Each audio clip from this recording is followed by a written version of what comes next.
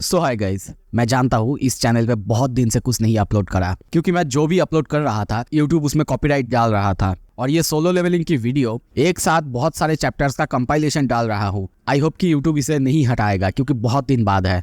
Episode के शुरू में शाम के वक्त उसी शहर को दिखाया जाता है। वहीं पे दो सोल्जर्स को इस शहर के बारे में हम बात करते हुए देखते हैं। वो लोग बात कर रहे हैं अवेकनर्स के बारे में कि वो लोग कितने ताकतवर होते हैं या फिर विलेंस जो अवेकन हो चुके हैं।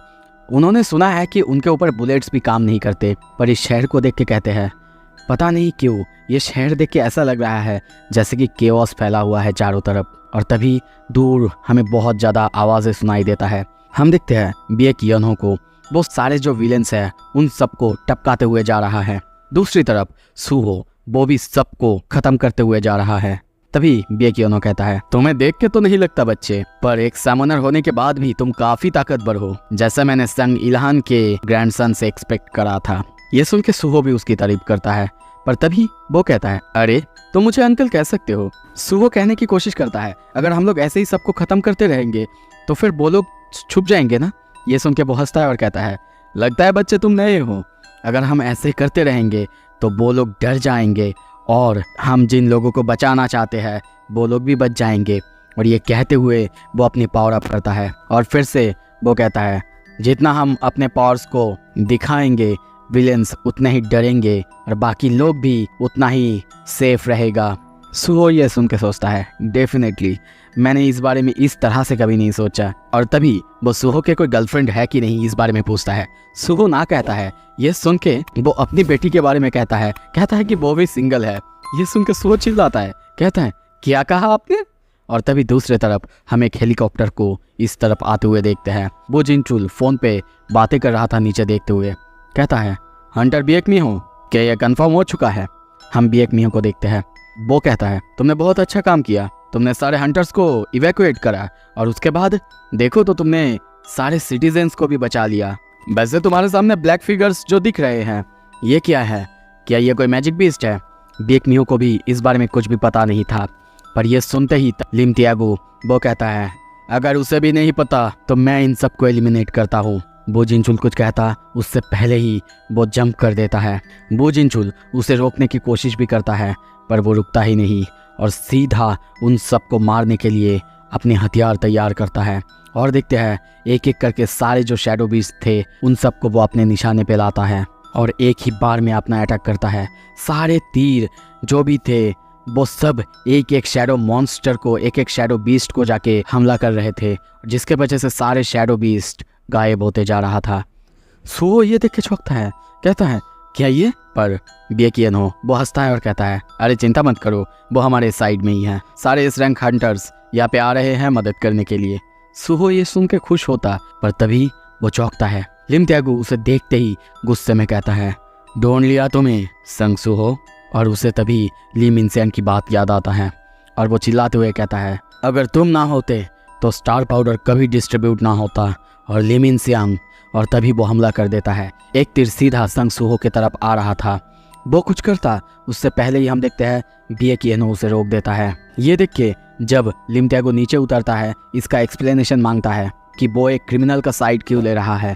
बिएक समझाने की कोशिश तो करता है पर लिम तियागो समझ ही नहीं रहा था। बिएक फिर से कहता है देखो इसे विलेन कहना बार बार, वो भी बिना किसी कारण के, ये तो ठीक नहीं है ना। मुझे पता है तुम कंफ्यूज हो चुके हो ली मिनसेन की वजह से। पर तभी लीम उसके ऊपर हमला करता है और कहता है सूहो बताओ तुम्हारा रिलेशन आखिर इसके साथ क्या है। अब यह सुन के बिएक को भी गुस्सा आ जाता है और वो सीधा अपनी पावर अप करता है और कहता है लगता है बातें तुम्हारे दिमाग में घुस ही नहीं रहा है। ठीक है, सबसे पहले मैं तुम्हें ही शांत करता हूँ। और अब दोनों अपनी पावर अप करने लगते हैं। उनके पावर की वजह से चारों तरफ शॉक वेव दौड़ रहा था। सूहो बहुत मुश्किल से अपने आप को संभाल रहा था और वो सोच रहा था अगर ये दोनों यहाँ पे ऐसे लड़े तो ये जगह। पर तभी उनके चारों तरफ हम फायर अप होते हुए देखते हैं। आवाज़ आता है सब कोई अपने दिमाग को ठंडा रखो। और तभी पीछे हम सोईजोंग को देखते हैं। सूहो इस तरफ एक साथ सारे इस रैंक्स को देख के बहुत हैरान है और साथ में चेयरमैन वो जिनचुल भी आए हैं। अब बिएक कहता है लगता है अब इन सबको समझाना थोड़ा सा आसान होगा। पर तभी खुद बिएक मिहो वो कहती है क्यों पापा क्यों, आप जब नॉर्मल थे तब अगर आपके बॉस के ग्रैंडसन भी है ये, तो इसका मतलब ये तो नहीं कि ये विलेन नहीं है। यह तक कि सोई जोंग वो भी उसकी बातों पे हामी भरता है, कहता है कि इसने हमें धोखा दिया है, उसने हमारी बातें नहीं सुनी और सीधा यहाँ पे आया। इसका मतलब, पर उनकी बातें बिना सुने तभी लिम त्यागू कहता है, लगता है सभी की ओपिनियन बिल्कुल मेरे से मिल चुका है। तो बताओ भी एक, क्या तुम अपने पर्सनल फीलिंग्स की वजह से किसी क्रिमिनल को ऐसे बचाओगे? पीछे हट जाओ भी एक, नहीं तो मैं तुम्हें पूरी तरह से बर्बाद कर दूंगा। पर यह सब सुन के अब भी एक थोड़ा सा शांत होता है, पर फिर भी मुझे लगता है कि बात करने में ही भलाई है। तभी पीछे से भी आवाज़ आता है, हाँ बिल्कुल, मुझे भी ऐसा ही लगता है कि बात कर लेनी चाहिए। ये सुन के सभी चौंकते हैं, क्योंकि ये और किसी ने नहीं, खुद चेयरमैन बो जिनचुल ने कहा है। वो कहता है, तो बताओ सुहो, क्या तुम अपने आप को प्रूव कर सकते हो? हंटर संग सुहो। सुहो चौंकता है। बो जिनचुल पीछे देख के स्माइल करता है। एपिसोड के शुरू में हमें दिखाया जाता है बो जिनचुल को उसके पास्ट लाइफ में। वो नरेट करता है, मैं हमेशा सोचता हूँ कि मुझे ही क्यों मेरा पास्ट लाइफ, मेरे मेमोरीज याद है, जहाँ पे मैंने वक्त संग जिनबू के साथ बिताया था। पर शायद उसे पता था कि उसे अपनी पोजीशन कभी न कभी किसी दिन छोड़ना होगा, शायद आगे आने वाली वार के लिए। और तभी प्रेजेंट में हम सबको आमने सामने देखते हैं। सुहो बहुत नर्वस और बहुत डरा हुआ था।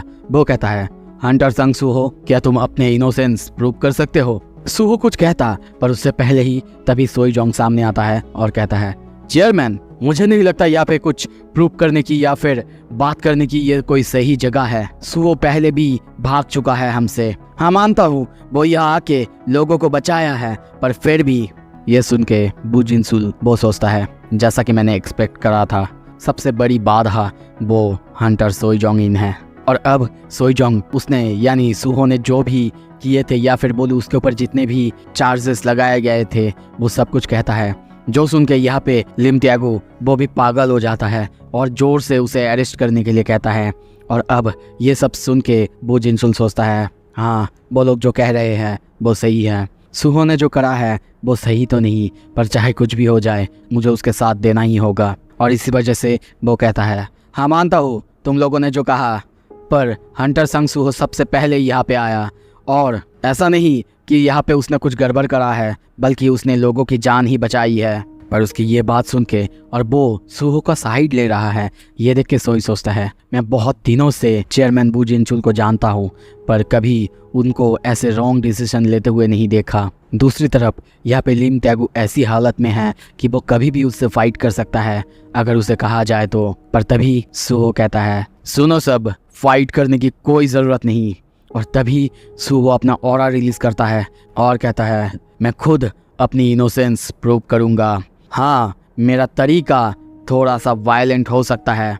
सुहो को बहुत गुस्से में देखते हैं। बो जिनचुल कहता है, नहीं नहीं हंटर संग सुहो, ऐसा मत करो। दूसरी तरफ ये देख के लिम त्यागू को और ज़्यादा गुस्सा आ जाता है और वो सीधा उसके ऊपर तीर से हमला करता है, जो कि सीधा जाके सुहो को लगता भी है, उसे दर्द भी होता है। और अब ये देख के बिएक योनो वो उसकी तरफ दौड़ के जाता, पर तभी सुहो को देखते हैं, वो भी अपने हथियार से या फिर बोलूँ शैडो हथियार से सीधा लिम त्यागू के ऊपर हमला करता है। और तभी हम लिम त्यागू के वहाँ पे चाबी को देखते हैं, वो जाके सीधा उसके बॉडी में घुस चुका था, जिसके वजह से उसे सब कुछ याद आ जाता है, उसके पास्ट लाइफ में जो भी हुआ था। दूसरी तरफ ये किसी को समझ नहीं आ रहा था कि क्या हुआ। तभी बेरू कहता है, यंग मोनार्क, आपको कुछ हुआ तो नहीं? और क्या आप उनको उनकी पुरानी मेमोरीज याद दिलाने की कोशिश कर रहे हैं? इस तरफ सुहो सोच रहा है, अगर जैसा मैंने सोचा है वैसा ही ये काम करा तो उनको पास्ट लाइफ, पास्ट दुनिया के बारे में सब कुछ याद आ जाएगा और फिर वो लोग मेरी बातें सुनेंगे। और अगर मुझे ये करना ही है। और तभी वो फिर से दौड़ता है सोई जोंग इन की तरफ, सीधा उसे हमला करता, पर सोई अपने फायर से उसके ऊपर एक बैरियर तैयार करता है। बिएक योनो चिल्लाने लगता है, सुहो ऐसा मत करो। अब सोई जोंग को देखते हैं, वो कहता है, तुम्हें लगता है सच में तुम मेरे ऊपर ऐसे हमला कर सकते हो? पर अगर तुम ऐसे अचानक हमला कर सकते हो तो तुम सच में खतरनाक हो। पर तभी वो चौंकता है, क्योंकि सुहो उसकी बैरियर को तोड़ते हुए आगे आ रहा था उसे मारता। पर तभी उसके सामने बिएक मीहो और वो एपोस्टाइल आ जाता है। दोनों उस पर बहुत खतरनाक तरीके से किक मारते हैं, जिसकी वजह से सुहो की हालत बहुत ज़्यादा ख़राब होता है।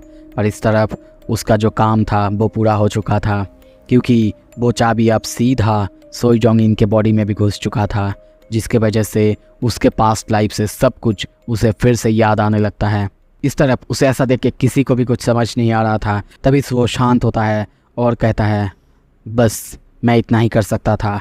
ये देख के बिएक मिहो उसके ऊपर सीधा हमला करने आती, पर तभी पीछे से लिम त्यागू कहता है, ये मेमोरीज, ये आखिर क्या चीज़ है।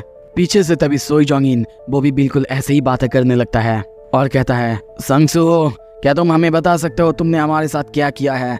वो दोनों रो रहे थे, उनके आंखों से आंसू निकल रहा था। और तब सूहो धीरे से उठता है और कहता है, व्हाट अ रिलीफ, ऐसा लगता है कि अब मैं फाइनली बात कर सकता हूँ। और अब फाइनली वो कहता है, ये जो मेमोरीज है आप लोगों के भीतर, ये कोई मेमोरीज नहीं बल्कि ये आपकी पास्ट लाइफ है, जो उस दुनिया का जो दुनिया रीसेट हो चुका है। ये सुन के सब चौंकते हैं, कहते हैं, क्या रीसेट। सूहो अब सब कुछ बताने लगता है। ये सुन के तभी सोई जोंग कहता है, रीसेट, अब तुम मुझे ये मत बताना सब कुछ हंटर संग जिनबू से रिलेटेड है। ये सुन के सूहो कंफर्म हो चुका था कि उसके पापा की याद पिछले दुनिया के बारे में ये लोग अब जान चुके हैं, पर इस तरफ पाक डूजिन को कुछ भी समझ नहीं आ रहा था। सूहो कहने लगता है, हाँ, पिछले दुनिया के बारे में मुझे कुछ भी नहीं पता जब मेरे पापा हंटर थे, पर इतना पता है वो बहुत कुछ अकेला झेल रहे हैं। जब मैं आप लोगों से बात कर रहा हूँ तब भी वो बहुत सारे दुश्मनों से आउटर स्पेस में और इस दुनिया को, इस यूनिवर्स को बचा रहे हैं। और इसी वजह से मैं भी इन्वेडर से यहाँ पे फाइट कर रहा हूँ जो कि आउटर स्पेस से यहाँ पे आ रहे हैं। उसके वर्ड्स सुन के किसी को पहले विश्वास तो नहीं हो रहा था, पर अब ना विश्वास करने का भी उनके पास कोई रास्ता नहीं था। और अब उनके सामने बू जिनचुल भी आता है जो इस सब को सही कहता है और कहता है, ठीक है, चलो सूहो की बात सुनते हैं, वो क्या कहना चाहता है। सूहो एक एक करके सब कुछ बता देता है, जो सब सुन के वहाँ पे सभी बहुत ज़्यादा हैरान होते हैं। यहाँ तक कि वो अपोस्टाइल इतारिम सब कुछ के बारे में बताता है। और अब ये सुन के लिम त्यागू कहता है, तो लिम इंसियांग की मरने की वजह। पर उसकी बातों को काटते हुए बू जिनचुन कहता है, तो अब तक तुमने अपने आप को रिवील क्यों नहीं किया। सूहो कहता है, क्योंकि मैं अब तक कमज़ोर था और अगर मैं अपने आप को रिवील करता तो मैं पापा के लिए एक वीकनेस बन जाता। और ये सुन के वो कहता है, ओह, तो फिर तुम भी क्या अपने पापा की तरह लेवल अप कर सकते हो। सूहो हाँ कहता है। और ये सुनते ही सोई और लिम एक दूसरे को देखते हैं। सोई जोंग सीधा जाके संग सूहो की हाथ पकड़ता है और कहता है, हंटर संग सूहो, क्या तुम्हें पता है तुम्हारी माँ भी हमारे यहाँ पे काम करा करती थी, एक हंटर थी। ये सुन के सूहो बहुत ज़्यादा एक्साइटेड होता है, उसकी माँ एक हंटर थी, ये जान के उसे और ज़्यादा खुशी महसूस होता है। पर दूसरी तरफ पाक डूजिन सबको ऐसे देख रहा था और सोच रहा था, सूहो बहुत अच्छा मूव है, तुम जो कह रहे हो कि तुम अपने आप को ताकतवर बना सकते हो, पर तुमने मेरे सामने ये रिवील करा, क्या ये सच में एक अच्छा मूव था। पर क्या तुम सच में मेरी तरह ताकतवर बन सकते हो। और यहाँ पे सब अब एक साथ होते हैं। तभी बिएक यनो कहता है, ठीक है, ये अच्छा हुआ कि सब कुछ मिसअंडरस्टैंडिंग क्लियर हो चुका है, पर अब हम क्या करें। और तभी ये सुन के सूहो कहता है, ये बहुत अच्छा है, पर अगर तुम लोग अच्छी तरह से कॉन्टेक्स्ट को नहीं जानोगे तो तुम लोगों को कुछ भी समझ नहीं आएगा। तो क्यों ना पास्ट की दुनिया की मैं हर किसी की मेमोरीज को अच्छी तरह से देखूं। ये सुनते ही पाक डूजिन या फिर बोलूं एपोस्टाइल पूरी तरह से चौंकता है, क्योंकि अगर उसकी मेमोरीज खुल गई तो फिर उसका सच वो रिवील हो जाएगा। सबको एक साथ वहीं पे खड़े हुए देखते हैं। सूहो चाबी को दिखाते हुए कहता है, तो फिर क्या कहते हैं, क्यों ना सबके मेमोरीज को देखा जाए, पुराने दुनिया की मेमोरीज। ये सुन के बिएक यनो वो आगे जाता, पर तभी बिएक मिहो बीच में आती है और कहती है, नहीं पापा, इसमें गड़बड़ हो सकता है और कुछ खतरा भी हो सकती है, आप ऐसे नहीं जा सकते ना। पर वो कहता है, नहीं बेटा, कोई बात नहीं, मुझे सूहो पर पूरा विश्वास है। और तभी वो उसके हाथ को पकड़ता है और उसकी चाबी वो उसे टच करते ही उस जगह में हम चारों तरफ शैडोज का कुछ घिरा हुआ देखते हैं। चारों तरफ टॉर्नेडो जैसा कुछ होने लगता है। बिएक मिहो बहुत ज़्यादा डर जाती है, पर तभी कुछ ही देर बाद ये खत्म होता है। हम बिएक यनो के आंखों में आंसू देखते हैं। वो कहता है, बहुत अजीब है, यह सोच के मुझे अजीब लग रहा है कि ऐसी मेमोरीज जो कि मैं भूल चुका था, या फिर बोलूँ मेरे पुराने दुनिया की मेमोरीज। ये सुन के बिएक मिहो और साथ में वहीं पे पाक डूजिन वो दोनों बहुत ज़्यादा हैरान होते हैं। पाक डूजिन यानी वो एपोस्टाइल वो सोचता है, ये तो बहुत खतरनाक है, तो ये दुनिया पूरी तरह से रीसेट हुआ था और ये जो की है ये की सबको याद दिला रहा है उस दुनिया के बारे में। अगर इसका संपर्क मेरे साथ होगा और उसके बाद कुछ हुआ तो इन सब को शक होगा मुझ पे। तो मुझे क्या करना चाहिए? क्या मुझे जितने भी बिलीवर्स मैंने अब तक इकट्ठा किए हैं सबके साथ लड़ना चाहिए? नहीं, चाहे मेरे पास हज़ारों बिलीवर्स हो पर फिर भी उसका ज़्यादा इम्पैक्ट नहीं होगा। तो मुझे अभी क्या करना चाहिए? तभी बिएक मिहो कहती है, क्या मेरे साथ तो कुछ नहीं हुआ। यह सुनते ही वो चौंकता है। सुहो को भी यहाँ पे समझ नहीं आ रहा था बिएक मिहो को कुछ याद क्यों नहीं आया। तभी बेरू अपीयर होता है। उसे सामने देखते ही मियो कहती है, क्या ये वीक बाग यहाँ पे क्या कर रहा है? ये सुनते ही बेरू को बहुत ज्यादा गुस्सा आ जाता है और समझाने लगता है, हो सकता है ये सब कुछ 20 साल पहले हुआ था और पुराने दुनिया में जो भी हुआ था तब से बहुत कुछ बदला है, क्योंकि 20 साल पहले शांति आ गई थी इस दुनिया में। हालांकि अब भी माना मैजिक सब कुछ है पर फिर भी कुछ लोग बदल सकते हैं। अगर मैं नॉर्मली बोलूँ तो हो सकता है पिछले दुनिया में वो थी ही नहीं। पर बेरू की ये बात सुन के मियो बहुत हैरान होती है। वो कुछ करती कहती उससे पहले तभी देखते हैं पाक डूजिन वहाँ पे आता है और सीधा उस की को अपने बॉडी पे लगाता है, पर उससे भी कुछ भी नहीं होता। और वो हंसते हुए कहता है, माफ़ करना, मुझे भी पिछले दुनिया की कुछ भी याद नहीं। सुहो को अब कुछ भी समझ नहीं आ रहा था। पाक डूजिन क्या उसको भी याद नहीं है? अब यहाँ पे हम बो जिनचुल को भी देखते हैं। वो भी सबको ये बात बता रहा था कि हाँ, संग जिनबो ने शांति के लिए इस दुनिया को पूरी तरह से बदल दिया था। अब सुहो सबको खुश देखता है, सबको देख के बस अपनी पापा के बारे में ही सोच रहा था। और तभी कहता है, सुनो सब कोई, हम अभी जिस स्टेट पे है, अगर आउटर गॉड्स वैसे हमें पूरी तरह से इन्वेट कर लेते हैं तो ये दुनिया पूरी तरह से बर्बाद हो जाएगा। तो प्लीज़ मुझे आप लोगों से आपकी पावर्स लैंड पे चाहिए। अब दूसरी तरफ सुहो का खबर चारों तरफ फैल चुका है। उस जगह का खबर कि उसमें ज़्यादा कुछ नहीं हुआ है, लोगों को बचा लिया गया है क्योंकि हंटर एसोसिएशन जल्दी से जल्दी वहाँ पे पहुँच गए थे। और दूसरी तरफ वहाँ पे कुछ शैडोज़ को दिखा गया था, या फिर संग जिनबू के बारे में भी बताया जाता है कि ये बंदा वहाँ पे सबकी मदद करते समय ही रीअवेकन हुआ था, जिसके वजह से उसे कुछ शैडोज़ की जैसा पावर मिला था। और दूसरी तरफ से हम देखते हैं ये बातें, ये न्यूज़ कोई सुन रहा था और ये शायद और कोई नहीं बल्कि होंग डोंगबुक है। वो गुस्से में कहता है, संग सुहो। दूसरी तरफ ये न्यूज़ देख के सुहो सामने देखते हुए कहता है, क्या एवरीवन, ये आखिर क्या चल रहा है? रीअवेकनिंग, ये फेक न्यूज़। और तब उसे बाहर से बताया जाता है, हम सबको सच नहीं बता सकते और ऐसा नहीं कि हम झूठ बोल रहे हैं, तुम्हारे साथ कुछ ऐसा ही हुआ है, मगर अगर तुमने सबको अपना सच बता दिया कि तुम एक ऐसे हंटर हो जो कि लेवल अप कर सकता है, तो चारों तरफ क्योस फैल जाएगा, सब कोई तुमको देख के जज करेंगे। और जैसे तुमने 3 गोल मेंशन किए थे पहले, तुम्हारा सबसे पहला गोल कि तुम्हें लेवल अप करना है और इतना ताकतवर बनना है कि तुम अपने पापा को जाके सपोर्ट कर पाओ, और उसके बाद तुम्हें हंटर्स को गैदर करना है एक साथ ताकि आउटर गॉड से तुम मुकाबला कर पाओ, और लास्ट तुम उन अपोस्टाइल को पूरी तरह से एलिमिनेट करना चाहते हो। और उसके बाद जब ये 3 गोल्स तुम पूरे कर लोगे, तुम सीधा अपने पापा की मदद करने जाओगे जो अब तक अकेला फाइट कर रहे हैं।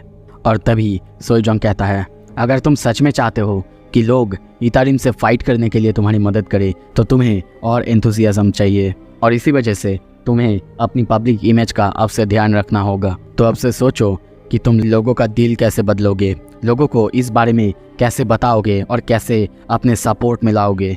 ये सुन के सुहो भी समझता है कि हाँ, वो बिल्कुल सही कह रहा है, उसे सबकी मदद की ज़रूरत तो होगा, तो उसे अब से सब कुछ ध्यान रखना होगा। और तभी वो कहता है, आप जैसे मुझे एडवाइस दे रहे हैं, लगता है कि आप मेरी मदद करेंगे, है ना?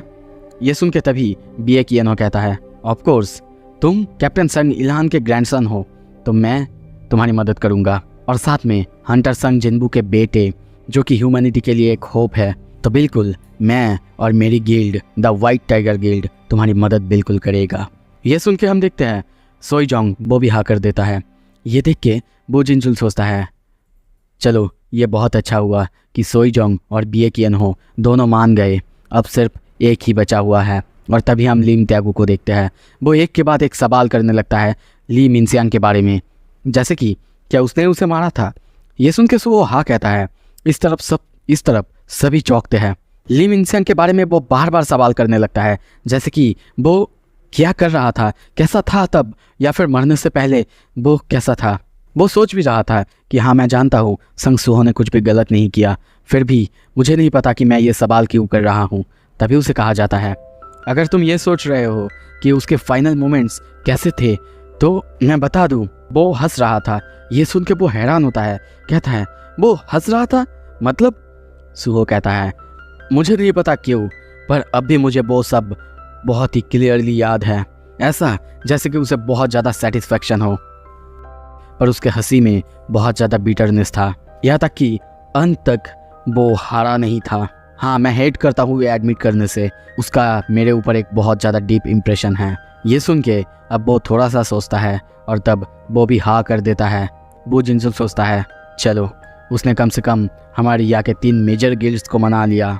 हाँ वो संग जिन्बू से बहुत अलग है, पर कभी कभी मुझे उसके अंदर संग जिन्बू जैसा ऑरा फील होता है। और तभी सुहो कहता है ठीक है मैं आप सबको अब प्लान एक्सप्लेन करता हूँ। और वो बताना चालू करता है जो हमें यहाँ पे बताया तो नहीं जाता, पर उसका प्लान सुन के सभी के सभी बहुत हैरान होते हैं। वो जिनसुन सोचता है लगता है सुहो की डिसीजन वो पूरे दुनिया को बदलने वाला है, यहाँ तक कि हंटर एसोसिएशन को भी। एपिसोड के शुरू में हमें शैडो डंजन के अंदर दिखाया जाता है सुहो अपना ट्रेनिंग कर रहा था अमूत के साथ। ट्रेनिंग खत्म होते ही अमूत उसकी तारीफ करता है। इस तरफ सुहो भी अपने स्टैट्स को देख रहा था, दूसरी तरफ एसिल उसको देख रही थी और सोचती है यंग डोनक वो बहुत ज्यादा बदल चुके हैं, जब लास्ट बार मैंने उन्हें देखा था तब से बहुत ज्यादा बदल चुके हैं। तभी सुहो ट्रेनिंग खत्म करके बाहर से जा रहा था। एसिल चिल्ला के कहती है यंग मोनक आप ऑलरेडी जा रहे हैं? वो कहता है हाँ अब से मैं बहुत बिजी रहने वाला हूँ क्योंकि मैं फील्ड टाइप डेंजन्स को रिमूव करने जा रहा हूँ। ये सुन के एसिल बहुत हैरान होती है और तभी वो उन्हें बताता है कि उसका मीटिंग हुआ था एसोसिएशन के साथ और भाई से उसे परमिशन मिला था सारे फील्ड टाइप डेंजन्स को खत्म करने का। और ये कहते हुए वो आगे जाने लगता है। इस तरफ ये सुन के एसिल और ग्रे दोनों खुश होते हैं। एसिल कहती है तो आप हमें मदद के लिए बुलाएंगे ना, है ना? वो जाते हुए कहता है हाँ बिल्कुल जरूरत पड़ेगा तभी। ये सुन के वो सब बहुत दुखी होते हैं। कुछ ही देर बाद हमें एक डेंजन के बाहर एक जगह पे दिखाया जाता है। वहाँ पे हम बिएक मिन्हो के साथ बहुत सारे हंटर्स को देखते हैं। बिएक मिन्हो खुश नहीं थी कि उसे एक फिलर की तरह यहाँ पे रखा गया है। एक हंटर जो कि नया है, पता नहीं सबके ऊपर क्या जादू कर दिया है उसने। उसको सारे फील्ड टाइप डेंजन के ओनरशिप देने का आखिर मतलब क्या है? इसमें उनका बहुत ज्यादा लॉस होगा। वहीं पे हम संग गिहुन को देखते हैं। वो उसे समझाने की कोशिश करता है, कहने लगता है सबने कहा है कि वो एक ऐसा हंटर है जो कि सब कुछ अकेला कर सकता है, क्या सच में वो ऐसा कर सकता है? ये सुन के बिएक मिन्हो को विश्वास नहीं हो रहा था। दूसरी तरफ गिहुन वो भी सोच रहा था एक हंटर जो कि लेवल अप कर सकता है, मुझे तो इस पर विश्वास नहीं है, पर मास्टर सोलजोंग ने कहा है चलो देखते हैं ये बात सच है कि नहीं। इस तरफ हम पाक डूजिन को देखते हैं। तभी वहाँ पे जोरदार एक आवाज होता है, वो जगह कांपने लगता है। उन सबको समझ नहीं आ रहा था क्या हो रहा है। तभी वो लोग सामने संग सुहो को अपने शैडो सोल्जर्स के साथ आते हुए देखते हैं। वो आते हुए कहता है माफ करना, मैंने तुम सबको बहुत इंतजार करवाया। हालांकि मैंने बॉस को बहुत पहले ही टेक डाउन कर दिया था, पर और भी कुछ माइंस थे, उसके अंदर के एसेंस स्टोन और बाकी सब कुछ मुझे लाना था।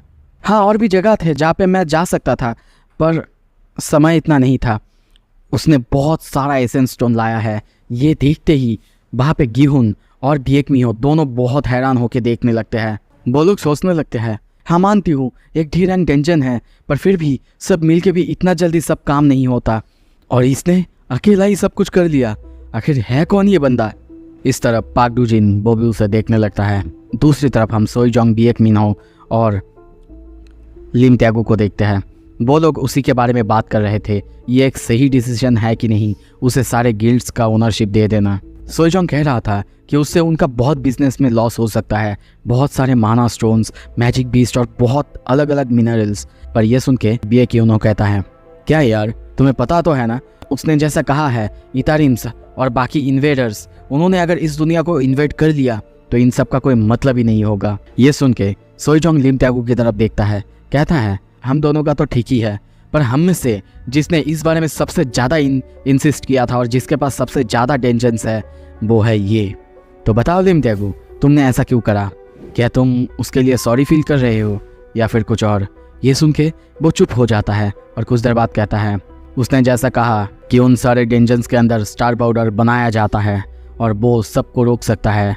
मैं बस वही चाहता हूँ।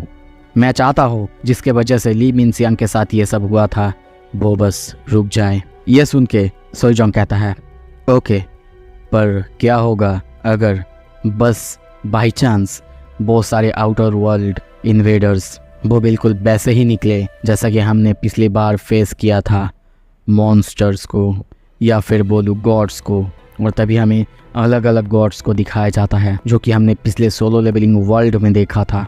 ये सुनते ही बीएक योनहो वो भी चुप हो जाता है, थोड़ा सा सोचने लगता है, डर जाता है। पर तभी सामने से आवाज़ आता है, तुम सब इतना चिंता क्यों कर रहे हो? क्या तुम लोगों को अब तक समझ नहीं आया? चाहे तुम लोग कुछ भी कर लो, कभी भी इसे तुम लोग अवॉइड नहीं कर सकते। पर हाँ, चिंता मत करो, सुहो सब कुछ संभाल लेगा। और तभी हमें और भी पास्ट के सीन दिखाया जाता है जहाँ पे वही मीटिंग का टाइम दिखाया जाता है जहाँ पे सोईजोंग बता रहा था, ओके हम लोग तो समझ गए, पर पाक डूजिन और बीएक मिन्हो उन लोगों को अपने पास्ट के बारे में कुछ भी याद नहीं। क्या इनको समझाना उतना आसान होगा? क्या इनको तुम समझा पाओगे, अपने अंडर ला पाओगे? ये सुन के सुहो सोचता है, अपने अंडर लाना। तभी वो जिनचुन कहता है, ऐसा करने का सिर्फ एक ही रास्ता है, national levels. Thomas Andre of the USA, Liu जिगन of China, Siddharth Bachchan of India, ये लोग नॉर्मल हंटर्स और एस रैंक हंटर्स से बहुत ज़्यादा ताकतवर होते हैं। इनके ताकत की कोई लिमिट्स ही नहीं होते और ये इतने ताकतवर होते हैं कि बाकी हंटर्स को अपने नीचे अपने कंट्रोल में रख सकते हैं। तो अगर सुहो एक नेशनल लेवल हंटर बन जाता है या फिर उससे ताकतवर, तो मुझे पूरा विश्वास है कि उसकी पावर की वजह से बाकी सभी उसकी बातें सुनेंगे। ये सुन के सुहो कहता है, नेशनल लेवल? ठीक है, अगर ऐसी ही बात है मुझे बस 1 मंथ दीजिए। अब से 1 महीने बाद मैं इतना ताकतवर हंटर बन जाऊंगा, इतना ताकतवर कि मैं किसी भी हंटर को राजी करवा पाऊँ, अपने साइड ला सकूँ। ये सुन के बो जिनचुल उसे पूरा सपोर्ट करने का कंफर्मेशन दे देते हैं और बाकी सबको भी परमिशन दे देते हैं। यहाँ तक कि वो एक बोर्ड मीटिंग में सबको इस बारे में राजी कराते हैं ताकि उन सब की मदद से सुहो का ग्रोथ हो पाए। और तभी सीन शिफ्ट होता है, सुहो को देखते हैं, वो अलग अलग मॉन्स्टर्स को ख़त्म कर रहा था और जितना आगे बढ़ता, जितने सारे मॉन्स्टर्स को वो ख़त्म करता, उतना ही वो ताकतवर होते जाता। और कुछ ही देर बाद उसके इस डेंजन का काम भी ख़त्म हो जाता है। उसे इतना जल्दी जल्दी और ऐसे फाइट करते हुए देख के वो बंदा कहता है, हंटर बीएक मिन्हो, क्या मैं जो देख रहा हूँ, मेरी आंखें सही से काम तो कर रहा है ना? मैं जो देख रहा हूँ क्या वो सच है? मिन्हो कहती है, हाँ मैं भी वही कहने वाली थी। सिर्फ 2 दिनों में उसने अलग अलग फील्ड टाइप डेंजन्स को पूरी तरह से ख़त्म कर दिया। 2 डी रैंक्स, 4 सी रैंक्स और 2 बी रैंक। गिहुन कहता है, सिर्फ ऐसा ही नहीं, सब कुछ उसने अकेला ही किया है और मैं फील कर सकता हूँ उसके माना, उसके पावर्स हर दिन बढ़ रहा है और जब वो किसी डेंजन को क्लियर करता है तब तो और बढ़ जाता है। और तभी सुहो उनके पास आता है, अपने ऑरा को हाथ में लेके कहता है, माना को मेजर करने का मैट्रिक है MP। मैं अब अपने शेडोज को और आसानी से इस्तेमाल कर पा रहा हूँ और बहुत आसान होता जा रहा है। ये सब शायद इसीलिए क्योंकि मैं अपने माना रैंक को बढ़ा रहा हूँ। तभी वहाँ पे बेरू आता है और कहता है, यंग मोनाक, क्या मैं आपकी मदद करूँ? यहाँ पे वो जो बंदा है वो S रैंक, अगर आप कहे तो आपके कंपैरिजन में उससे कर सकता हूँ। पर यह सुन के वो उसे रोकता है और कहता है, इट्स ओके बेरू, मैं फील कर सकता हूँ, जैसे कि मुझे ऑलरेडी पता है मैं कहाँ और वो कहाँ। और वो हंसने लगता है। इस तरफ हम पाक डूजिन को बहुत गुस्से में देखते हैं, वो भी उसकी तरफ देखने लगता है। तभी सीन शिफ्ट होता है, सुहो काम ख़त्म करके रात को घर आ चुका है। पर तभी जब वो अपने रूम में आता है, हैरान होता है क्योंकि सामने किसी के हाथ में उसके पापा और मम्मी के फ़ोटो देखते हैं। वो कहता है, व्हाट अ शेम, अगर तुम्हारी फैमिली यहाँ पे पहले आते तो मैं उनकी हालत बहुत ख़राब करने वाला था, पर चलो फाइनली तुम यहाँ पे हो, संग सुहो। और तभी हम होंग डोंगसो को देखते हैं, एक S रैंक विलेन। और आप अगर सोलो लेवलिंग की फ़ैन हैं तो आप सबको पता होगा कि ये बंदा कौन है। हम संग जिनबू और चाहियन की फोटो यानी सुहो की मॉम और डैड की फोटो को वहीं पे नीचे गिरा हुआ देखते हैं।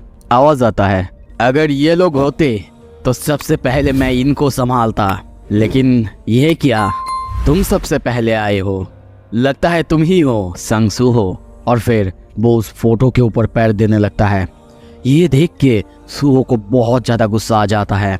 वो सोचता है तो ये बंदा है द एस रैंक अवेकेनर होंग डोंग-सो। और तभी वो पास्ट की बात सोचता है जब वू जिनचुल ने उससे कहा था होंग डोंग-सो की बायोलॉजिकल छोटा भाई है होंग डोंग-सो। वो एक एस रैंक हंटर है और बहुत ज़्यादा खतरनाक है। सुहो के कहने से कोई भी गार्ड वो सुहो को नहीं दे रहा है, पर अगर कभी वो उसके सामने आ जाए तो बिना किसी सोच के उसे वहाँ से भागना होगा। इस तरफ होंग डोंग-सो वो उसे देख रहा था बहुत ही गुस्से से। सुहो कहता है, होंग डोंग-सो क्या तुम यहाँ पे बदला लेने आए हो तुम्हारे भाई का? पर अब क्या, जब मैंने तुम्हारे भाई को मारा ही नहीं, तुम्हारे भाई को मारा है एक बंदा जिसका नाम था कैंग तासिक। ये सुन के वो सोचता है ये बच्चा आखिर क्या कह रहा है, यह तक कि सिर्फ मुझे नहीं बल्कि ये कैंग तासिक के बारे में भी जानता है। और कहता है मुझे बर्बाद नहीं, मैं यहाँ पे मेरे भाई की बदला लेने नहीं, मैं बस यहाँ पे इसीलिए आया हूँ उस बंदे को देखने जिसने मेरे प्लान को बर्बाद किया। ये सुन के सुहो कहता है होंग डोंग-सो चलो कहीं और जाके लड़ते हैं। और ये सुन के वो गुस्से में कहता है मैं तुम्हारी बात आखिर क्यों सुनूं? सुहो तभी गुस्से में दरवाजे में जोर से पंच मारता है। वो दरवाज़ा वो जगह जैसे कि टूटने लगता है, पर वो तभी बाहर निकलते हुए कहता है देखो मेरे अंकल मेरे बारे में चिंता कर रहे होंगे और यहाँ पे हंटर्स को और सिक्योरिटी कंपनी को आने में 5 मिनट भी नहीं लगेंगे, क्या तुम अब भी मेरे साथ जाना नहीं चाहते? ये सुन के वो हंसता है और सोचता है शिटी ब्रैट। और तभी हमें किसी और जगह में कोई पुराने से खंडर सा फैक्ट्री के अंदर दिखाया जाता है। संग सुहो और होंग डोंग-सो दोनों आमने सामने। यहाँ पे होंग डोंग-सो कहता है ऐसा लगता है तुम मुझे देख के डर नहीं रही हो, लगता है तुम्हारे रीअवेकनिंग ने तुम्हारे अंदर बहुत ज्यादा कॉन्फिडेंस भर दिया है। क्या सच में तुम कोई एस रैंक बन चुके हो या फिर कुछ और? सुहो कहता है मुझे नहीं पता, मैंने अभी रीअसेस नहीं कर पाया है, पर मैं तुमसे एक चीज पूछना चाहता हूँ, तुमने स्टार फ्रेगमेंट को कैसे ऑब्टेन किया? वो कहता है क्या तुम्हें वो चाहिए? पर मैं ये तुम्हें क्यों बताऊं? तुम्हें पता है सिर्फ कमजोर लोग ही उसे लेते हैं, उसे कंज्यूम करते हैं। वो अब फाइट के लिए तैयार हो रहा है और उसे कहता है रीअवेकनिंग के बाद शायद तुम बहुत एक्साइटेड होगे, तुम एक एस रैंक बन चुके हो, पर मैं तुम्हें बता दूं क्योंकि तुम अनअवेयर हो, हर एस रैंक एक जैसा नहीं होता। और वो अपना पावर अपना ऑरा रिलीज करता है जो कि सच में बहुत खतरनाक था। सुहो देख के सोचने लगता है ये बंदा सच में ली मिनसियांग से तो काफ़ी ज़्यादा स्ट्रॉन्ग लग रहा है, पर अगर सच बताओ ये पहली बार है जब मैं किसी एस रैंक से फाइट करूँगा। ओके मैं भी देखना चाहता हूँ। और तभी वो बहुत तेज़ी से उसकी तरफ जाता है दौड़ के, पर इंस्टेंटली होंग डोंग-सो वो अपने पैरों से ज़मीन पे जोरदार एक लात मारता है जिससे बाकी ज़मीन उसका एक हिस्सा उठ के सीधा सुहो को जाके लगता है। सुहो एकदम ऊपर उठ जाता है। डोंग-सो यहीं पे नहीं रुकता, वो एक खतरनाक पंच भी उसके ऊपर करता है और कहता है तो तुम एक समनर टाइप हो, सीरियसली एक समनर हो के तुम मेरे साथ लड़ना चाहते हो? अपने उस डार्क ह्यूमन या फिर कुछ को लाओ जो कि तुम्हारे पावर है। उसके पंच से सुहो काफ़ी ऊंचा उठ चुका है और सीधा छत पे जाके लगता है, पर तभी नीचे आते ही वो जब सामने देखता है उसके सामने होंग डोंग-सो था। वो फिर से अपने पैरों से एक खतरनाक हमला उसके ऊपर करने वाला था, पर सुहो उसकी अटैक को डॉज करता है और सीधा उसकी फेस पे एक जोरदार किक मारता है। यह किक बहुत ज़्यादा खतरनाक था, पर इससे भी उसे कुछ नहीं हुआ था। हंसते हुए वो उसकी तरफ देखता है और कहता है अरे मुझे तो खुद ही हुआ। और वो सुहो के ऊपर एक के बाद एक पंच मारने लगता है और हंसते हुए कहता है क्या सच में तू मुझे अपने प्योर स्ट्रेंथ से मारना चाहता है? अगर तूने अपनी पूरी ताकत भी लगा दी तो भी तेरे लिए इम्पॉसिबल होगा मुझे मारना। पर सुहो बस उसे देख रहा था और सोच रहा था इसे देखने के बाद मुझे ना डर लग रहा है और ना ताकत में कोई डिफरेंस, क्योंकि मैं जब अपने पास्ट के बारे में सोचूं, जब अपने ट्रेनिंग के बारे में, तो मैं वैसा प्रेशर फील नहीं कर पा रहा हूँ जैसा कि मैंने वहाँ करा था।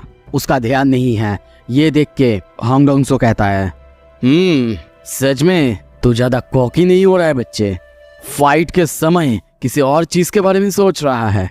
वाह। और तभी वो एक और खतरनाक पंच सुहो को मारता है। वहां पे धूल उठ जाता है, पर तभी वो चौंकता है क्योंकि उसके हाथ में कुछ अजीब सा था। हम ब्लैक शैडो स्वॉर्ड या फिर स्पाइक को देखते हैं। वो कहता है, यू बास्टर्ड, तूने कब इस हथियार को निकाला? दूसरी तरफ हम सुहो को देखते हैं। बेरू बाहर आ चुका है। कहता है, आप ठीक है ना यंग मोनाक? वो कहता है, लगता है मेरे कोई एबिलिटीज के बिना यहाँ पे ऐसे जीतना नामुमकिन है। अगर मैं सच कहूँ तो मैं अपने पॉइंट्स को सेव करना चाहता था और बाद में अपनी ताकत में लगाना चाहता था, पर अब मेरे पास कोई रास्ता नहीं, तो मुझे उन सब को कहीं और यूज़ करना ही होगा। तो चलो अब सीरियस होकर लड़ते हैं। और तभी उसी धूल में हम उसके रूप को बदलते हुए देखते हैं, उसके ऊपर शैडोज को आते हुए देखते हैं। और तभी वहाँ पे सुहो अपना ऑरा रिलीज करता है और उसके सामने आके कहता है, तो फिर हांग डोंग-सो अब शुरू करें दूसरा राउंड। और अब हम देखते हैं नोटिस में उसने अलग अलग आइटम्स को क्रिएट करा है जिनकी की ग्रेड रेयर है, हीरोइक है और उसका रूप पूरी तरह से बदल चुका है। पहली बार सुहो को हम एक किंग की तरह, एक शैडो मोनाक की तरह देख रहे हैं। और यहाँ पे पहली बार मुझे उसे देख के संग जिनबू की याद आ रहा है। उसकी स्टेटस विंडो को देखते हैं, उसमें उसकी ताकत बहुत ज़्यादा बढ़ चुका है। यहाँ तक कि सिर्फ स्ट्रेंथ नहीं, बहुत कुछ बढ़ चुका है। और वो अब कहता है, ओके चल, अब मैं अपनी पूरी ताकत के साथ तुझसे फाइट करूँगा। पर हांग डोंग-सो देखते हुए कहता है, तो मुझे इस सब से नहीं हरा सकता, सिर्फ कुछ पहनने के बाद। पर वो मन में सोच रहा था, ये सब आखिर इसके पास कहाँ से आया और कैसे। पर तभी उसे कुछ हिट करता है। वो अपने सामने उस डार्क रिपल को देख के उसकी बॉडी जैसे कि कांपने लगता है और तभी उसे सब कुछ याद आने लगता है। संग जिनबू अपने पास्ट लाइफ, अपने पास्ट मेमोरी के बारे में, जहाँ पे संग जिनबू उससे कह रहा था, तो तुम्हारा नाम ग्रीड कैसा होगा, क्योंकि तुम लोभ की वजह से मरे। तुम क्या सोचते हो इस बारे में? क्या तुम्हें पसंद है हांग डोंग-सो? और तभी शायद उसे यहाँ पे अपने पास्ट लाइफ में हुए शैडोज की बात याद आता है, जहाँ पे वो संग जिनबू का सिर्फ एक शैडो था और उसने उसे बुरी तरह से मारा था। उसकी आंखों में हम उस डर को देख सकते हैं। संग सुहो को देखते हैं, वो अपने उसी रूप में है और अपने सामने उसे देख रहा था, पर उसे कुछ अजीब लग रहा था।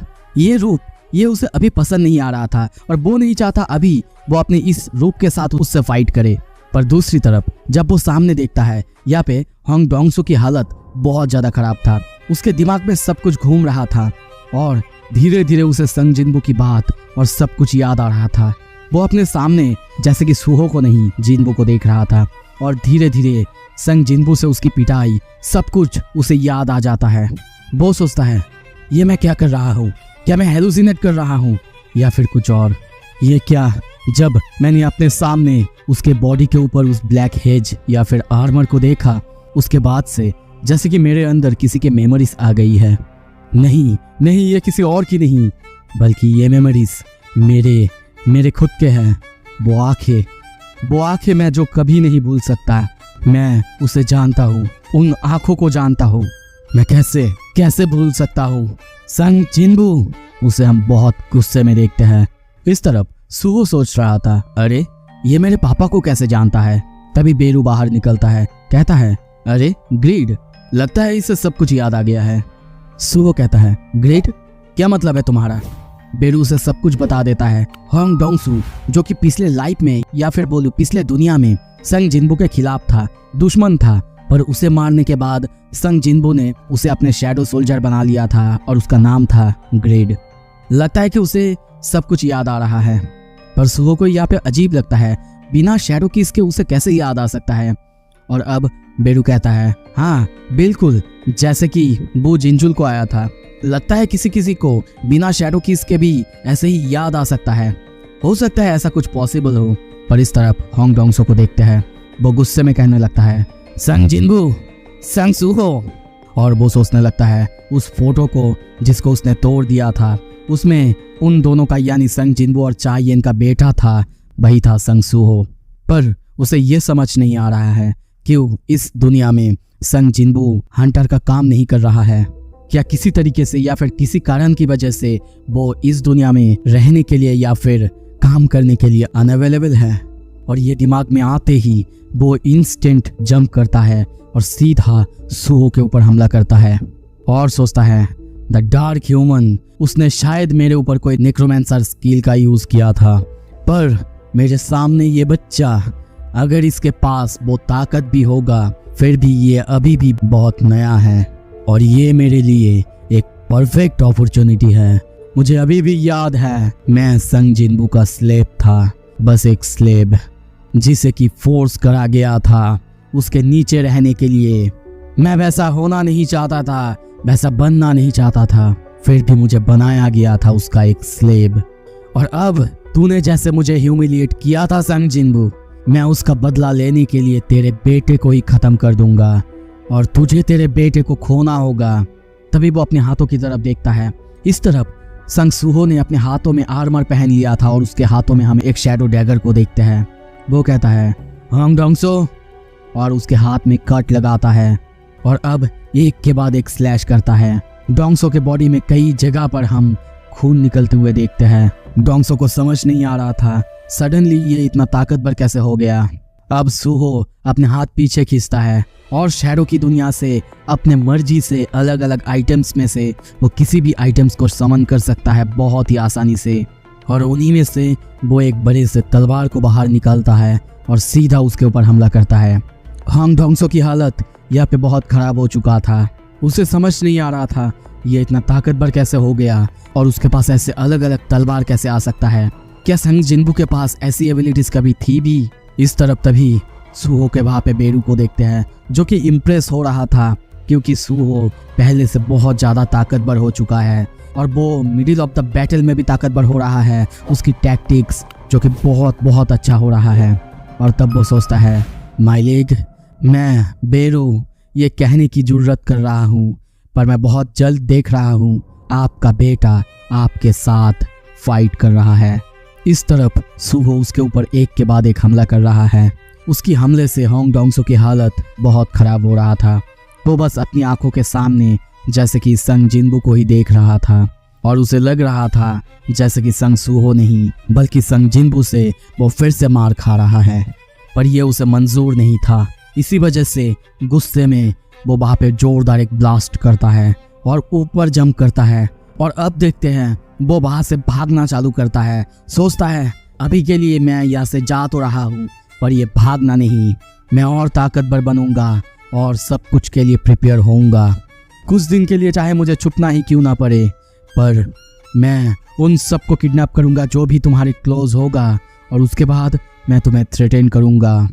पर तभी उसके ऊपर हम संग सुहो को देखते हैं। वो जंप करता है, वो डर चुका है और यहाँ पे हम जोरदार एक ब्लास्ट होते हुए देखते हैं। वहीं पे अब हम देखते हैं संग सुहो ने अपना तलवार शायद उसके अंदर घुसा दिया था और अब वो जानता है वो मरने वाला है।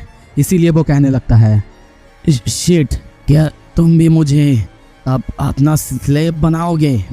ओके, कोशिश करो, पर मैं भी रेजिस्ट करता रहूँगा तब तक जब तक कि मैं कर सकता हूँ। बहुत ज़्यादा डेस्परेटली कोशिश करूँगा, जितना डेस्परेटली मैं तुम्हें मारना चाहता हूँ, तुम्हें और संग जिनबू को भी। ये सुन के तभी सुहो कहता है व्हाट अ ग्रेडी ड्रीम, इसका बस सपना देखो तुम, ऐसा सपना जो कभी पूरा नहीं होने वाला। तुम कभी मेरे पापा तक पहुंच भी नहीं सकते, तुम तो मुझे भी नहीं हरा सकते। फिर कोशिश करना पहुंचने की उन तक। ऑल्दो मुझे पता नहीं कि तुम्हारे अंदर अभी क्या चल रहा है।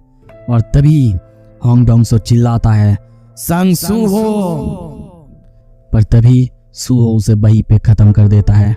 हम देखते हैं notice, level up, skill, increased strength, उसका लेवल अप हो चुका है। सुहो को हम वहीं पे खड़े हुए देखते हैं और वहीं पे हंग डोंगसो की बॉडी को गिरा हुआ देखते हैं। चारों तरफ खून और खून। सुहो उसे देख के कह रहा था ये हंग डोंगसो, इसने बिना चाबी के अपने पास्ट को याद करा। इसका मतलब ये मेरे पापा को बहुत ज़्यादा हेट करता था। वैसे बेरू, कैसा होगा अगर मैं इसे एक शैडो सोल्जर बना लूँ तो? बेरू कहता है मुझे लगता है ये एक ऑनर की बात होगी। पर सुहो सोच रहा था एक शैडो सोल्जर बनना ये एक पनिशमेंट जैसा है। तुम बोल सकते हो कि मरने के बाद भी तुम किसी का नौकर बन के रह रहे हो, चाहे उसमें तुम्हारी मर्जी हो या ना हो।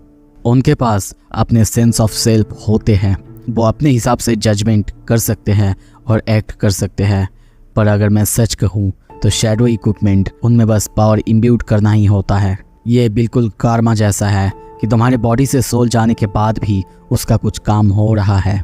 और तभी वो आगे जाता है, हॉन्ग डोंगसो को हाथ दिखाते हुए कहता है अराइज। और ये कहते ही वहाँ पे चारों तरफ से शैडोज उसके बॉडी के अंदर जाने लगता है। पर तभी नोटिस आता है शैडो एक्सट्रैक्ट करने से तुम फेल हो चुके हो, तुम्हारे पास अभी सिर्फ 2 अटेम्प्ट ही बचे हुए हैं। ये देख के सुहो को थोड़ा सा चीर आता है।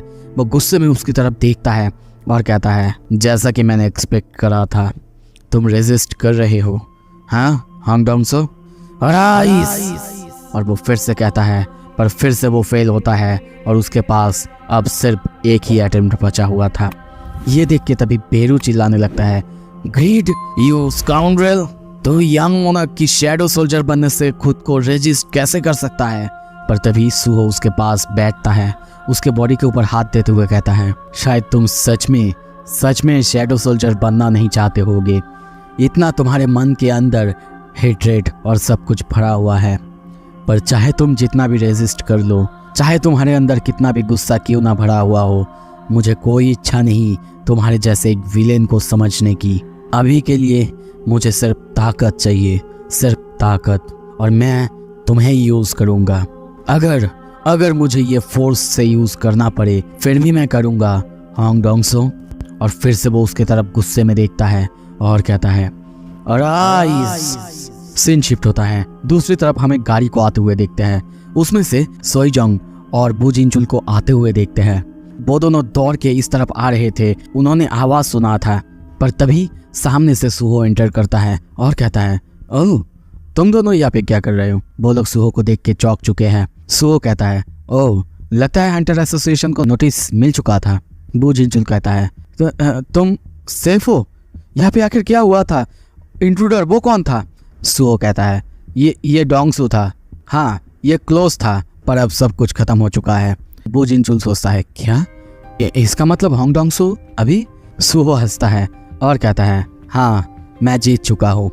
और तभी वो अपने हाथों में उसके गनक्लेट को दिखाता है, जिसमें हम देखते हैं ग्रीड अब कोई उसका शैडो सोल्जर नहीं, बल्कि उसने अपना एक हीरोइक ग्रेड का गनक्लेट बना लिया है, जो कि सच में बहुत बहुत ज़्यादा ताकतवर है। सीन शिफ्ट होता है, हम माना मेजरमेंट सेंटर के नीचे बहुत सारे रिपोर्टर्स, बहुत सारे लोगों को देखते हैं। एक बंदा बाहर आता है, उसकी रैंक बहुत कम आया था, वो एक डी रैंक का अवेकन हुआ था, जिसकी वजह से वो बहुत ज़्यादा दुखी था। एक बंदा उसे चीयर अप कर रहा था। तभी हम देखते हैं वहीं पे एक और बंदा उसे देख रहा था और सोच रहा था 4 डी रैंक और 2 ई रैंक, अब तक बस यही आए हैं। पर ये तो अच्छी बात है ना। हाँ मैं मानता हूँ मैं इस रैंक नहीं बन सकता शायद, पर बी रैंक या फिर ए रैंक कुछ तो हो सकता हो ना। तभी वहाँ पे सुहो को बुलाया जाता है। सुहो जा रहा था, वो बंदा उसे देख के सोचता है ओह ये बंदा, इसके बाद मैं हूँ। पर तभी सुहो को फिर से बुलाया जाता है और सुहो वहाँ पे हंसते हुए आगे बढ़ता है। इस तरफ वो बंदा अभी भी सोच रहा था प्लीज प्लीज भगवान इसे एक ई रैंक बना देना और कुछ भी नहीं चाहिए मुझे। पर तभी सबको अनाउंस करा जाता है साउथ कोरिया के नए एस रैंक हंटर के बारे में, और वो एक रीअवेकनर है। उसके बारे में सबको बताया जाता है। जिस अनप्रेजेंट इंसिडेंट में जो हुआ था उसमें जो हीरो था जिसने सबको बचाया था ये वही है। और सब उसके लिए चीयर करने लगते हैं, उससे सवाल करने लगते हैं। पर सुहो को यहाँ पे कुछ भी समझ नहीं आ रहा था। ऊपर से हम देखते हैं बू जिनचुल ये सब कुछ देख रहा था और कहने लगता है तो सुहो अब एक एस रैंक हंटर है जैसा कि उसने प्रॉमिस करा था। मीटिंग में वहाँ पे हम सबको देखते हैं, सब इस बारे में बात करने लगते हैं कि सुहो जल्दी एक नेशनल लेवल हंटर बन जाएगा। सोईजोंग कहता है अब हमें हमारा नया फाउंडेशन मिल चुका है, अब हमें जल्दी ही नेक्स्ट स्टेप की तरफ बढ़नी चाहिए और एक एक करके हमें धीरे धीरे सारे लोगों को, सारे गिल्ड्स को और सारे हंटर्स को जो कि पूरे दुनिया में है सबको सच बताना होगा। पर मुझे ये विश्वास नहीं हो रहा है हम सब ये सब कुछ वो हंटर जिसका नाम संग जिनबू है उसके लिए कर रहे हैं। पर पता नहीं इन सब में कितना समय लग सकता है। बिएकियनो कहता है, पर इसमें सिर्फ एक प्रॉब्लम है कि सुहो अपना काम तो कर रहा है, पर मुझे नहीं लगता कि एपोस्टाइल ऑफ इथारिम वो बस बैठा रहेगा। और ये सुन के बुजिनचुल कहता है, हाँ तुम लोगों ने सही कहा। स्टार पाउडर, स्टार फ्रेगमेंट, हमने हालांकि इन सबको इलीगल डिक्लेयर कर दिया है, फिर भी ये बहुत तेजी से फैल रहे हैं। हमें अब ये भी नहीं पता कि किसने इसे कंज्यूम करा है, या फिर कौन दोस्त या फिर कौन दुश्मन है। इसी वजह से हमें अब से लोगों को बहुत ही ध्यान से चुनना होगा, बहुत ही ध्यान से, जिन पर हम सच में विश्वास कर सके, क्योंकि हमारा जो दुश्मन है वो हम जितना सोचते हैं उससे भी कई गुना चालाक है। और वहीं पे तभी हम पाक डुजिन या फिर एपोस्टाइल को देखते हैं, जो कि उन्हीं रिपोर्टर्स में से सुहो को देख रहा था, पर तभी वो इंस्टेंटली वहाँ से गायब भी हो जाता है। दूसरी तरफ बहुत दूर एक डेंजन के अंदर हम देखते हैं बहुत सारे एपोस्टाइल के दूत कुछ खतरनाक मानाबिष्ट को मार रहे थे। वहीं पे तभी हम देखते हैं वो आता है और सबको वहीं पे एक साथ गैदर होने के लिए कहता है। उसकी आवाज़ सुनते ही सब कोई उसके सामने आके नोट करते हैं। और ये देख के पाक डुजिन सोचता है, जब से मैंने ली मिनसियांग को कंट्रोल करा है उसके बाद से सारे ए रैंक हंटर्स को कंट्रोल करना बहुत आसान हो गया है, पर अभी भी ये इन पर इतना स्मूथली काम नहीं करता। अब संग सुहो एस रैंक हंटर बनने के बाद बहुत सारे हंटर्स को अपने साथ रिक्रूट कर रहा है, जैसे कि वो मुझे कोई गेम खेलने के लिए मजबूर कर रहा हो। ऐसा गेम जिसके साइड ज़्यादा अवेकनर्स होंगे वही जीतेगा। अब जब संग सुहो कोरिया के सारे एस रैंक हंटर्स को अपने साथ जोड़ रहा है, तो मुझे लगता है मेरे लिए इस तरफ यहाँ पे कोरिया में अब बिलीवर्स को जोड़ना उतना फ़ायदेमंद नहीं होगा। पर पता नहीं, अगर मैं डायरेक्टली उसके साथ फाइट करूँगा क्या मैं जीत सकता हूँ? पर अभी जो उसका ग्रोथ रेट चल रहा है वो मेजर करने के लिए बहुत ज़्यादा इम्पॉसिबल है। मैं शायद अपने सारे बिलीवर्स को भी जोड़ दूँ फिर भी मैं जीतूँ ना, पर जब मेरा 4th फ्रेगमेंट चला आएगा उसके बाद मैं आसानी से अपने गोल को जीत सकता हूँ। और अब मैं इस गेम को जीतना चाहता हूँ। The power of 4th fragment वो जल्दी ही आने वाला है, और अगर जो 5th फ्रेगमेंट आने वाला है उसकी पावर को भी मुझे अपना बनाना है तो मुझे जीतना ही होगा, चाहे मुझे कुछ भी करना पड़े। और वो हंसने लगता है। ये सब सोच ही रहा था तभी पीछे से आवाज आता है, ओह हंटर पाक डुजिन। वो बहुत हैरान होता है। पीछे हम एक औरत को देखते हैं। वो कहता है, क्या ये सच में तुम हो? मैंने कभी सोचा नहीं था कि मैं इस डेंजन के अंदर तुम्हें देखूंगी। पाक डुजिन बहुत गुस्से में पीछे देखता है। वो हंसते हुए और बहुत ही खुश होकर कहती है, थैंक गॉड, मैं डर चुकी थी, मैं अपने पार्टी से सेपरेट हो चुकी हूँ, मैं बहुत ज्यादा लकी हूँ। पर पाक डुजिन बिना कुछ सुने उसके ऊपर हमला करता है और कहता है, रीपर गिल्ड इसे ओन करता है और कोई भी ऐसे ही यहाँ पे नहीं आ सकती, तो बताओ मुझे, बताओ कौन हो तुम। और तभी उसके हथियार को हम उस लेडी के चेहरे से गायब होते हुए देखते हैं। वो कहता है, तुम्हारा इंस्टिंक्ट बहुत अच्छा है, पर फिर भी क्या ये ज्यादा ही मीन नहीं हो गई कि तुम अचानक मेरे ऊपर हमला कर दो ऐसे? क्या तुम ऐसे किसी जगह पे बड़े हुए हो जहाँ पे बेसिक मैनर्स तक नहीं है? और तभी हम उसे बदलते हुए देखते हैं। वो कंटिन्यू करती है और कहती है, हंटर पाक डुजिन, या फिर मैं बोलूँ एपोस्टाइल ऑफ द इथारिम। ये सुनते ही पाक डुजिन बहुत हैरान हो जाता है, गुस्से में पूछता है, मैंने पूछा कौन हो तुम? वो तभी उठता है। उसके चेहरा अभी तक पूरा बना नहीं था। वो कहता है, मैं हूँ आरसा। तुम बोल सकते हो मैं इस दुनिया की एक रेसिडेंट हूँ और मैं यहाँ पे तुम्हारे लिए एक बहुत अच्छा प्रपोजल लेके आई हूँ। हमें उसी जगह में दिखाया जाता है जहाँ पे वो मॉन्स्टर वो मरा हुआ है। वहीं पे सारा एपोस्टाइल के दूत है और वहीं पे पाक डुजिन खड़ा हुआ है। वो पूछता है, कौन हो तुम? वो बताती है, मैं हूँ आरसा। तुम मुझे इसी दुनिया की एक रेसिडेंट कह सकते हो और मैं तुम्हारे लिए यहाँ पे एक प्रपोजल लेके आई हूँ, एपोस्टाइल ऑफ इथारिम। पाक डुजिन उसकी तरफ देखने लगता है और पूछता है, क्या तुम्हें मेरे बारे में कैसे पता? ये सुन के वो कहती है, ओह मैं अगर सच बताऊँ तो ये कोइंसिडेंस है। ली मिनसियांग से मुझे तुम्हारे बारे में पता चला था। मैं अवेकनिंग ड्रग को लेके बहुत ज़्यादा क्यूरियस थी। इसी वजह से जब मैं इन्वेस्टिगेट कर रही थी तब मैंने उसके डिस्ट्रीब्यूटर ली मिनसियांग को अप्रोच करा और उसी प्रोसेस में मुझे पता चला तुम्हारे बारे में। और तभी पाक डूजिन के वहाँ पे हम एक मक्खी को देखते हैं। वो कहती है, और ये जो तुम्हारे सामने है ये मेरे सबऑर्डिनेट है, एक स्पेशलिस्ट जो कि बहुत ज़्यादा इन्फॉर्मेशन गैदर कर सकता है। उसे सामने देखते ही इंस्टेंटली पाक डूजिन उसे वहीं पे ख़त्म कर देता है। और तभी इंस्टेंटली वो कई सारा बार उसके ऊपर एक ही बार में करता है, कई तरफ से हमला करता है। पर तभी वो जब देखता है वो फिर से रीजनरेट हो रही थी। और वो कहती है, तुम्हारा ये अटैक सारा का सारा यूजलेस है। ये जो तुम अपने सामने देख रहे हो ये बस मेरा एक डिकॉय है। तुम्हें डर है ना कि मैं तुम्हारी आइडेंटिटी किसी को बता ना दूं? चिंता मत करो, मैं किसी को भी नहीं बताऊंगी। मैं तो बस यहाँ पे तुम्हारी मदद करने आई हूँ और इसीलिए तुम्हारे लिए एक गिफ्ट भी लेके आई हूँ। तभी वो अपने हाथ आगे बढ़ाता है, उसमें से हम गोल्डन कलर की स्टार डस्ट को देखते हैं। वो कहती है, मैंने इसे बहुत ज़्यादा रिफाइन कर लिया है, जिसकी वजह से अब इससे तुम एक एस रैंक अवेकनर को भी कंट्रोल कर सकते हो। ये हाथ में लेते ही पाक डूजिन को महसूस हो जाता है कि हाँ, ये बहुत ताकतवर बन चुका है, पहले से बहुत ज़्यादा स्टेबल भी बन चुका है। और तभी वो उसके बहुत करीब आते हुए कहती है, तुम्हें पता है मैं ये तुम्हें सप्लाई करती रहूँगी, पर बदले में मुझे तुम्हारी मदद चाहिए ताकि मैं संग सूहो और शैडो लॉर्ड को एक साथ हरा सकूं। पर ये सुन के वो कहता है, आखिर इस दुनिया की एक रेसिडेंट होके तुम मेरी मदद क्यों कर रही हो? और वो कहती है, अरे तुम बहुत ज़्यादा क्लोज माइंडेड हो। मैं अगर इस दुनिया की रेसिडेंट हूँ इसका मतलब ये तो नहीं कि मैं उनके साइड में जाऊँगा। पाक डूजिन फिर से पूछता है, अगर तुम्हें सच में मदद ही करनी थी तो जब ली मिन सियांग था तो तुम तब बाहर क्यों नहीं आई थी? पर वो कहती है, पता नहीं, जो लोग ज़्यादा सवाल करते हैं वो लड़कियों को ज़्यादा पसंद नहीं आते। वैसे मैं बता दूँ कौन सी साइड मैं लूँगी ये पूरी तरह से मेरे ऊपर डिपेंड करता है। वैसे क्या ये नेचुरल नहीं कि मैं उसके साथ ही कोऑपरेट करूँ जो मुझे सबसे ज़्यादा बेनिफिट ला के दे? तुम्हें पता है मैं भी संग सूहो की तरह हूँ, एक और हायर, एक और मोनार्क की। और जो मैंने समझा है कि मैं संग सूहो के साथ एक साथ मिलकर नहीं रह सकती, जो कि एक शैडो लॉर्ड की हायर है। वो कहता है, ओह, इसका मतलब तुम्हारे पास भी सूहो जैसा पावर्स है?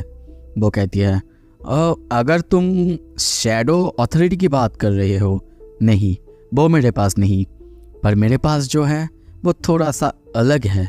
फॉर एग्जाम्पल, तभी वो अपनी पावर्स का इस्तेमाल करती है और पाक डूजिन के पीछे जो मॉन्स्टर मरा हुआ था वो तभी फिर से जिंदा हो जाता है। ये देख के वो कहता है, क्या इसे तो हमने ख़त्म कर दिया था ना? वो मॉन्स्टर अब खतरनाक तरीके से उनके ऊपर हमला करने के लिए फिर से आता है, पर इंस्टेंटली वो उसे वहीं पे ख़त्म कर देती है।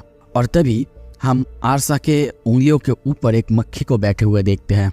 वो कहती है, हाँ बिल्कुल, प्लेग की हायर होने के नाते मैं ये भी कर सकती हूँ। तो बताओ तुम्हें क्या लगता है? देखो, अगर हम साथ में रहे तो दोनों का ही फायदा है। ये सुन के पाक डूजिन सोचने लगता है। कुछ देर बाद हमें किसी दूसरी जगह एक डेंजन के अंदर, या फिर बोलूँ उसके ही डेंजन के अंदर उसे आते हुए या फिर एंटर होते हुए देखते हैं, जहाँ पे उसका दो लोग इंतजार कर रहे थे। वहीं पे हम बहुत ही क्यूट से एक बच्ची को देखते हैं जो कहती है, आरसा कैसा था नेगोशिएशन, क्या अच्छा था ना? वो कहती है, हाँ बिल्कुल, उसने हाँ कर दिया मदद के लिए। ये सुन के वो उसकी तारीफ करती है, कहती है, जैसा कि तुमसे एक्सपेक्टेड था आरसा, तुम सच में अमेजिंग हो। वो कहती है, हाँ थैंक्स पिया। और वो सोचता है, जितना मैंने सोचा था मुश्किल होगा, पाक डूजिन के साथ नेगोशिएशन करना उससे ज़्यादा आसान था। पर हो सकता है बाद में शैडो लॉर्ड यहाँ पे इंटरफेयर कर सकते हैं। पर सच बताओ तो मुझे कोई परवाह नहीं, क्योंकि सिस्टम के पास शायद इसका भी कोई रीज़न था इसे मेरे सामने लाने के लिए। और तभी हमें यहाँ पे कुछ ऐसा दिखाया जाता है जिसे कि सोलो लेवलिंग में हमने कभी नहीं देखा। हम इस लड़की के सामने यानी आरसा के सामने भी एक सिस्टम को देखते हैं, एक और सिस्टम बिल्कुल सूहो जैसा, जिसमें क्वेस्ट था कि उसे भी एक लॉर्ड बनना है या फिर उसे भी एक मोनार्क बनना है।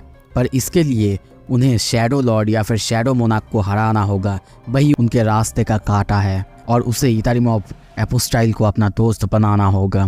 और वो कहती है, और ज़्यादा वक्त बचा नहीं है हमारे हायर को भी एक मोनार्क बनने में। तभी सीन शिफ्ट होता है किसी जगह। हम फेम गिल्ड के दो बंदों को देखते हैं जो कि सामने बैठे हुए एक बंदे को कोई प्रपोजल दे रहे थे। पर वो बंदा कहता है वो ए रैंक या फिर उससे ऊपर वाले किसी भी डेंजन में नहीं जाएगा हम यहाँ पे ली योन हॉक एक फ्रीलांस एस रैंक हंटर को देखते हैं। आपको अगर याद नहीं, ये वही बंदा है जिसे हमने सोलो लेवलिंग के जेजू आइलैंड आर्क के सबसे पहले देखा था। यानी जब जेजू आइलैंड आर्क पहली हुआ था तब ये बंदा वहीं पे मारा गया था, पर इस दुनिया में ये अभी जिंदा है और ये एक एस रैंक हंटर है। ये सुनते ही वो दोनों उसे समझाने लगता है कि आप एक एस रैंक हंटर है और अगर आप ऐसा करेंगी तो ये तो आपकी ताकत की वेस्टेज होगा। पर वो चाहे कुछ भी कहते हैं, उसे तो ये सब कुछ मंजूर था भी नहीं। वो लोग फिर से समझाने लगते हैं, देखिए आप कोरिया के कुछ ही एस रैंक हंटर्स में से आते हैं, अगर आप ऐसे कहेंगे तो कैसे चलेगा। पर वो तभी कहता है, तुम लोगों को पता है मुझे सपना आता है, सपना जिसमें कुछ बीस्ट मुझे खा रहे हैं, मेरे बॉडी के अलग अलग टुकड़े कर रहे हैं अलग अलग जगह की। और ये बात कहते हुए वो काँप रहा था डर से और कहता है, एक एस रैंक होने का आखिर मतलब ही क्या है जब मैं बीस्ट से ही डरता हूँ और उनसे फाइट करने से डरता हूँ। उसकी हालत हम बहुत ज़्यादा बुरा देखते हैं। वो उनको कहता है, ठीक है, आई होप कि आप लोग फिर से नहीं आएंगे। और कुछ ही देर बाद वो लोग चले जाते हैं। वो खिड़की से बाहर देख रहा था और अपने उस सपने को ही याद कर रहा था। तभी दूसरी तरफ वो लोग बात करते हुए आगे बढ़ रहे थे, नीचे उतर रहे थे, पर उनके सामने से गुजरता है तभी पार्क डूजिन। वो लोग उसे देखते हैं और सोचते हैं, अरे ये तो। तभी सीन शिफ्ट होता है। योनसियोक उसे देखते ही कहता है, अरे तुम तो एस रैंक हंटर हो ना, जो कि रिपर गिल्ड में है। हाँ, मैंने सुना था रिपर गिल्ड ये बहुत ज़्यादा रूड है, पर मुझे बिना नोटिस दिए और बिना बताए ऐसे रूम के अंदर चले आना ये कुछ ज़्यादा नहीं हो गया है। पर पार्क डूजिन कहता है, नहीं, मैं यहाँ पे आया हूँ बस ये जानने के लिए तुम एक एस रैंक हंटर हो जो कि डरता है मॉन्स्टर्स से। पर यह सुन के उसे और भी ज़्यादा गुस्सा आता है। इस तरह पार्क डूजिन आगे आ ही रहा था। वो गुस्से में अपनी ऑरा रिलीज करता है और कहता है, भाग जाओ यहाँ से, नहीं तो मेरा ये इलेक्ट्रिसिटी तुम्हें पूरी तरह से फ्राई कर देगा। वो बहुत ही गुस्से में अपनी पावर्स अपनी ऑरा को जगाने लगता है। पर तभी पार्क डूजिन डायरेक्टली उसके अंदर उस स्टार फ्रेगमेंट को घुसा देता है और कहता है, don't worry hunter Lee Yeonsuk, अब से तुम कभी भी कोई भी मॉन्स्टर से नहीं डरोगे, तुम्हें उन्हें फेस करना नहीं है। तभी हम ली योनसुक को वहीं पे खड़ा हुआ देखते हैं। पार्क डूजिन कहता है, तुम्हें जो करना है वो है darkness Sung Suho heir of the shadow monarch और बाकी जो हायर्स जो कि बाकी मोनार्क्स के हैं उनके ऊपर ध्यान रखना है। गेम जैसे कि अब पूरी तरह से बदल चुका है तो तुम्हारा फोकस सिर्फ एक ही चीज़ पे जाना चाहिए, वो है इन सभी बातों को इन्वेस्टिगेट करना। और तभी ली योनसुक वो देखता है बहुत ही गुस्से में और उसकी आंखों में हम इतारिमो अपोस्टाइल के सिंबल को देखते हैं। तो इस एपिसोड में एक साथ बहुत कुछ हुआ। इतारिमो अपोस्टाइल को वो मिल चुका है जो कि उसे चाहिए था, यानी एस रैंक हंटर्स को कंट्रोल करने का तरीका। और दूसरी तरफ हमें पता चला आरसा जो कि एक और मोनार्क की हायर है और उसके पास भी एक सिस्टम है जो कि उसे भी ताकतवर बना रहा है। एपिसोड के शुरू में हमें एक टावर दिखाया जाता है जहाँ पे सब अपना काम कर रहे थे। तभी किसी को कांटेक्ट करना चाहता है कैल 472 फ्लाइट से, जो कि कंट्रोल टावर के एक बंदे से बात कर रहा था जो अभी शायद आसमान में था। और वो पूछता है, मेरे पास एक सवाल है, अभी मैं जिस एल्टीट्यूड पे हूँ क्या वहाँ पे स्नोफॉल होना ये नॉर्मल है?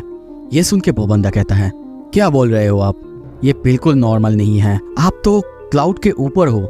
ये सुन के वो पायलट कहता है, बिल्कुल यही तो कॉमन सेंस कहता है, फिर मैं अपने सामने जो देख रहा हूँ उसे एक्सप्लेन कैसे करूँ।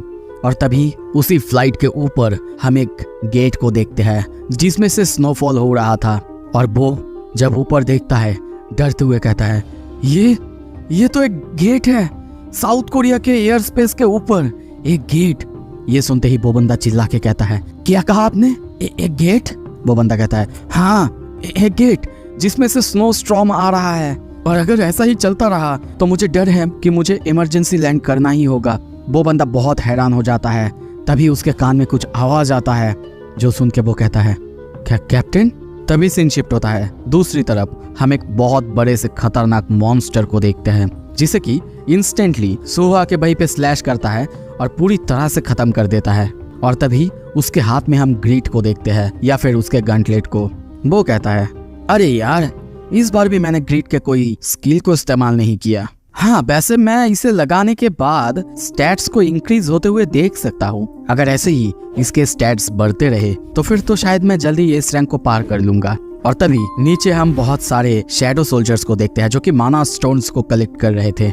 पर ये जो शैडो सोल्जर्स है ये एक दिन के लिए रहते हैं, इसीलिए सुहो सोचता है कि इन सब को अपने एक शैडो आइटम में कन्वर्ट कर ले, जिसके बाद वो सब परमानेंटली उसके पास रहेगा। पर उसके पास शैडो आइटम्स वो 340 रख सकता था, वो स्लॉट पूरा हो चुका है। इसीलिए वो सोचता है जो भी लोअर रैंक आइटम्स है उन सबको वो रिलीज करेगा और उसके बाद बाकी आइटम्स को रिजेनरेट करवाएगा।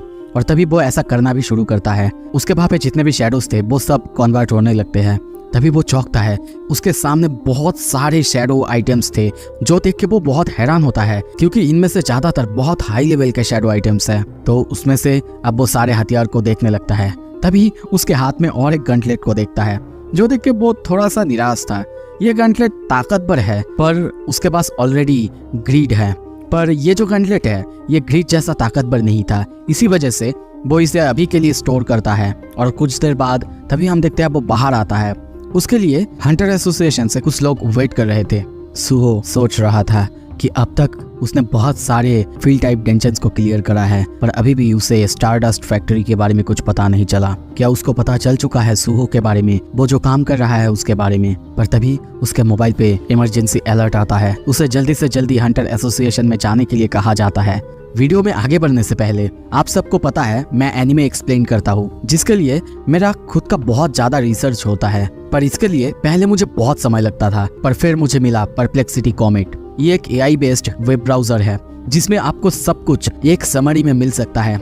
आप जो भी सर्च करोगे वो सब कुछ बहुत ही डिटेल में समराइज करके ये आपके सामने ला देगा। और मैं जितना अपने ऑडियंस को जानता हूँ, आप में से सब ज्यादा से ज्यादा 13 से 20 साल के उम्र के हो, तो मुझे लगता है अगर आपके पास एक लैपटॉप या फिर PC होगा तो फिर आप इस कॉमेट ब्राउजर को डाउनलोड करके इसे चला के देख सकते हो। ये आपको बहुत पसंद आएगा और 1 महीने का प्रो सब्सक्रिप्शन आपको मेरी तरफ से मिल जाएगा। तो कॉमेट को जरूर ट्राई करना, लिंक डिस्क्रिप्शन में मिल जाएगा। और तभी सीन शिफ्ट होता है हंटर एसोसिएशन में। हम सारे S रैंक हंटर्स को देखते हैं। वहीं पे पाक जोंगसो था जो कि एक A रैंक हंटर, साथ में नाइट गिल्ड के गिल्ड मास्टर को देखते हैं। बिएकी एनो कहता है, आई एम श्योर तुम सबको पता होगा कि मैंने तुम सबको यहाँ पे क्यों बुलाया है। यहाँ पे सोईजोंग, बिएकी एनो, साथ में लिम तैगू और मादांग को भी देखते हैं। मादांग तभी हंसते हुए लिम तैगू को कहता है, अरे लिम तैगू, मैंने सुना तुमने S रैंक हंटर ली योनसेप को रिक्रूट कर लिया है। मैंने बहुत कोशिश करा अपने गिल्ड में उसे लाने के लिए, पर वो माना ही नहीं। तुमने ऐसा कैसे करा? तभी वो कहता है, ये मैंने नहीं किया, पाक डोजिन, उसी ने ये अचीव करा। मैं बस लकी हूँ कि वो मेरा गिल्ड मेंबर है। सोईजोंग को हम वहाँ पे थोड़ा सा सैड देखते हैं, शायद वो उसे रिक्रूट करना चाहता था। तभी सुहो एंटर होता है वहाँ पे। सुहो जो कि अनएफिलिएटेड है, मतलब वो अभी भी कोई गिल्ड का हिस्सा नहीं है। उसे देखते ही पाक और मादोंग दोनों उसके पास जाते हैं और दोनों उसे रिक्रूट करना चाहते थे, पर सुहो दोनों को बहुत ही अच्छे से मना करता है, जो सुन के नॉर्मली वो दोनों बहुत ज्यादा सैड होते हैं। तभी वहाँ पे बू जिनचुल और उसका असिस्टेंट आता है। वो बहुत ज्यादा सीरियस या फिर वो बहुत ज्यादा दुखी था। उसे देखते ही मादोंग पूछता है, हे मिस्टर बू जिनचुल, क्या हुआ है? आपका एक्सप्रेशन देख के अच्छा नहीं लग रहा है। बू जिनचुल सबसे पहले तो माफी मांगता है अपने देर से आने के लिए और फिर उसी गेट के बारे में बताना चालू करता है। कहता है उस गेट की माना की वजह से वो प्लेन क्रैश हो गया था, जिसके वजह से बहुत सारे कैजुअलिटीज हुए हैं और हंटर एसोसिएशन ने बहुत सारे A रैंक हंटर्स को भी वहां पे भेजा था उस माना गेट को मेजर करने के लिए। पर वो माना गेट बहुत ज्यादा ताकतवर है, यहाँ तक कि A रैंक को बहुत ज्यादा सरपास कर चुका है। वो तभी कहता है, इसका मतलब तुम सबको पता है मैं क्या बोल रहा हूँ। वो गेट एक S रैंक गेट है, एक S रैंक गेट। ये सुनते ही सभी बहुत ज्यादा डर जाते हैं। सुहो सोचता है, क्या S रैंक गेट? क्या ये पहला S रैंक गेट नहीं होगा ग्रेट कैटाक्लिज्म के बाद? सोईजोंग कहता है, जिसका हम सबको डर था वही हुआ। सुहो उन सबको देख रहा था, वो सब कांप रहे थे डर से। सुहो सोचता है, क्या? यहाँ तक कि जो हंटर्स जिन्हें याद है पिछले दुनिया की सब कुछ, वो भी डरे हुए हैं। क्या सच में S रैंक गेट्स इतने खतरनाक होते हैं? तभी कहता है, पर क्या हुआ अगर S रैंक गेट है तो? अगर हम सब एक साथ काम करेंगे तो हैंडल कर सकते हैं, है ना? बेरू तभी बाहर आता है और कहता है, यंग मोनाक, माफ करना पर यह थोड़ा सा डिफिकल्ट हो सकता है। अगर यहाँ पे जितने लोग हैं सब कोई एक साथ आ जाए, फिर भी ये लोग एक चींटी के खाना के अलावा कुछ भी नहीं है। ये सुन के सभी और ज्यादा डरने लगते हैं। पर इस तरफ उसे सामने देखते ही मादाओं की बॉडी जैसे कि कांप उठता है। उसे ये समझ नहीं आ रहा था सडनली क्यों इतना ज्यादा ट्रेम्बल वो कर रहा है। तभी इस तरफ सूहो बेरू को जोर से एक पंच मारता है और कहता है, ए बेरू, ये तुम क्या कर रहे हो? ऐसे ही माहौल बहुत ज्यादा टेंस है और तुम सबको और डरा रहे हो। पर तभी सूहो उठते हुए कहता है, माफ करना, मैं सच कह रहा हूँ, ये बेरू से अच्छा कोई नहीं जान सकता, क्योंकि पिछले दुनिया में जो एस रैंक गेट खुला था उसका बॉस और कोई नहीं बल्कि बेरू खुद था। और तभी हम खतरनाक रूप में बेरू के वही पिछले रूप को देखते हैं। भाई ये देख के सच में मुझे बहुत कुछ याद आ गया। अगर आपको भी आया है तो वीडियो को लाइक कर देना। एपिसोड के शुरू में बेरू को देखते हैं, वो वही बात एक्सप्लेन कर रहा था जैसे कि पिछले गेट में, यानी पिछली बार जब एस रैंक डेंजन ओपन हुआ था उसका बॉस वही था। ये सुन के सूहो को पहले विश्वास नहीं होता कि सूहो जैसा कोई वो पिछले डेंजन का बॉस था और वो इतना ताकतवर था कि सारे हंटर्स उससे डर रहे थे। दूसरी तरफ तभी हम सारे हंटर्स को सबको देखते हैं। सबको अब धीरे धीरे याद आने लगता है कि बेरू असली में कौन है, जिसे संग जिनबू समन करता है, एंड किंग। ये सुनते ही दूसरी तरफ हम बेरू को देखते हैं। वो सबको यहाँ पे डराने लगता है, पर वो और कुछ कहता। तभी देखते हैं सूहो उसके सर में जोर से एक और पंच मारता है और कहता है, ए, तुम सबको ऐसे डरा क्यों रहे हो जबकि सभी हमारे साइड में है? बेरू कहता है, माफ करना यंग मोनार्क, दरअसल क्या है ना, बहुत दिनों बाद मुझे सुपीरियोरिटी फील हो रहा था, क्या बताऊँ आपको। अब ये सुन के सोईजोंग कहता है, अरे अगर ये सच में वही है तो फिर क्या तुम इसके साथ जाके अकेला उस डेंजन को क्लियर नहीं कर सकते क्या? सूहो कहता है, ओह माफ करना, पर ये थोड़ा सा डिफिकल्ट है। हाँ हो सकता है, मुझे अब तक नहीं पता कि ये बेरू ये कितना ताकतवर था अपने पिछली जिंदगी में, पर यहाँ पे आने के बाद इसके पास अब कोई भी ताकत नहीं, ये पूरी तरह से यूजलेस है। ये सुन के बेरू कहता है, यंग मोनार्क, आपको ये नहीं कहना चाहिए था। पर दूसरी तरफ मा डोंगबुक और दूसरे हंटर, उसे समझ नहीं आ रहा था कि ये लोग क्या बात कर रहे हैं। इसी वजह से तभी सोईजोंग सूहो को कहता है, हंटर सूहो, अगर एक्सपीरियंस नहीं होगा तो ये लोग कुछ भी समझ नहीं पाएंगे, तो क्या तुम इन्हें भी याद दिला सकते हो पिछले दुनिया के बारे में? और सूहो ये सुन के कहता है, बिल्कुल। और तभी वो अपना की निकालता है और उन दोनों के सामने रखता है। कुछ ही देर बाद जब सब कुछ याद आ जाता है तब उन दोनों को हम बहुत डरा हुआ देखते हैं। वो लोग जेजू आइलैंड के बारे में, बेरू के बारे में बातें करने लगते हैं और अब डरे हुए हैं कि एस रैंक गेट अगर पिछली बार यानी जेजू आइलैंड की तरह होगा तो पूरी दुनिया खत्म हो सकता है। तभी बू जिनचुल कहता है, एक डेंजन को ब्रेक होने में लगभग 7 दिन लगते हैं और ये गेट सियोल के ऊपर है। अगर ये एक बार ब्रेक हुआ तो पूरा सियोल बर्बाद हो जाएगा, जिसे हम कंट्रोल भी नहीं कर पाएंगे। तभी दूसरा बंदा कहता है, अगर वो डेंजन मिडियर में ओपन हुआ तो उसके अंदर से जो भी बीस्ट बाहर आएंगे वो जमीन पे गिर के ऐसे ही तो मर जाएंगे, है ना? पर वो कहता है, नहीं, ये हो सकता था, पर मैंने एक इन्वेस्टिगेशन करवाया जहाँ पे हमें पता चला कि वो गेट धीरे धीरे नीचे आ रहा है। इसका मतलब जब तक उसका 7वां दिन होगा यानी डेंजन ब्रेक का दिन, वो पूरी तरह से जमीन पे होगा। ये सुन के वो बंदा चुप हो जाता है। वहीं पे हम बिया कियोनो को देखते हैं। वो भी बहुत निराश था। वो सोच रहा था, पहले तो हमें इतारिम से लड़ना है और अब एक एस रैंक गेट, उसे हमें क्लियर करना है और हमारे पास ज़्यादा कुछ नहीं। पर मेरे सामने मैं सूहो को देख रहा हूँ जिसने होंग डोंगसो को आसानी से मार दिया था। इसका मतलब उसके पास पोटेंशियल तो है और वो ऑलरेडी हम सबको सरपास कर चुका है। अगर ऐसे ही सब कुछ चलता रहा तो हमें उसके ऊपर भरोसा करना होगा, पर कब तक हमें ऐसे ही रहना होगा। तभी लिम टैगो कहता है, पिछली बार हम लोगों ने इस रैंक डेंजन को क्लियर कर पाया था क्योंकि हमारे साथ तब वो था। ये सुन के सोईजोंग भी कहता है, हाँ बिल्कुल, काश संग जिनबू हमारे साथ होता। ये कह के वहाँ पे सभी चुप हो जाते हैं। सभी का मुंह उतरा हुआ था और बहुत ज़्यादा निराश था। ये देख के सूहो कहता है, ये क्या, सब कोई बहुत निराश हो रहे हैं। बेरू तभी कहता है, इतना रिस्पॉन्सिबल होने की कोई ज़रूरत नहीं, क्योंकि जब माई लीग ने मुझे हराया था तब वो आपसे बहुत ऊपर लेवल के थे। ये सुन के सूहो भी निराश होता है, कहता है, क्या अगर सच में डैड मुझसे हायर लेवल के थे, इसका मतलब क्या ये मेरे लिए इम्पॉसिबल है? नहीं, इम्पॉसिबिलिटी, ये तो मेरे लिए अब कोई प्रॉब्लम नहीं होना चाहिए। तब वो फिर से अपनी ट्रेनिंग को याद करता है और सबकी तरफ एक बार देखता है। वो भी निराश हो रहा था, सोच रहा था ऐसा क्या है जो मेरे पापा नहीं कर सकते थे पर मैं कर सकता हूँ। क्या है, मुझे किसी भी तरह मुझे इसका जवाब ढूंढना ही होगा।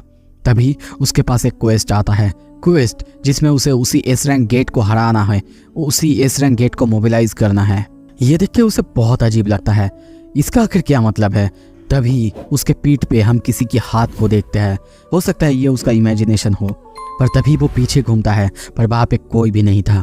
पर ये उसको एक इशारा लग रहा था कि सिस्टम शायद उसे कुछ बताने की कोशिश कर रहा हो, शायद बोल रहा हो कि सब कुछ उसी के अंदर है। तभी वो बिएकियानो को कहता है, हंटर बिएकियानो, आप एक बीस्ट टाइप हंटर है, मेरे जैसा, है ना? वो कहता है हाँ बिल्कुल। और तभी सुहो अपना शैडो डायमेंशन खोलना चालू करता है, जो देख के सभी वहाँ पे बहुत ज़्यादा डर जाते हैं। सुहो कहने लगता है, ओ मुझे कुछ टेस्ट करना था। और तभी वो अपना वही ग्लव्स फिर से बाहर निकलता है, यानी दूसरा ग्लव जो उसे मिला था। उसका नाम वो बिएगू रखता है, जिसका कि अभी लेवल 1 है।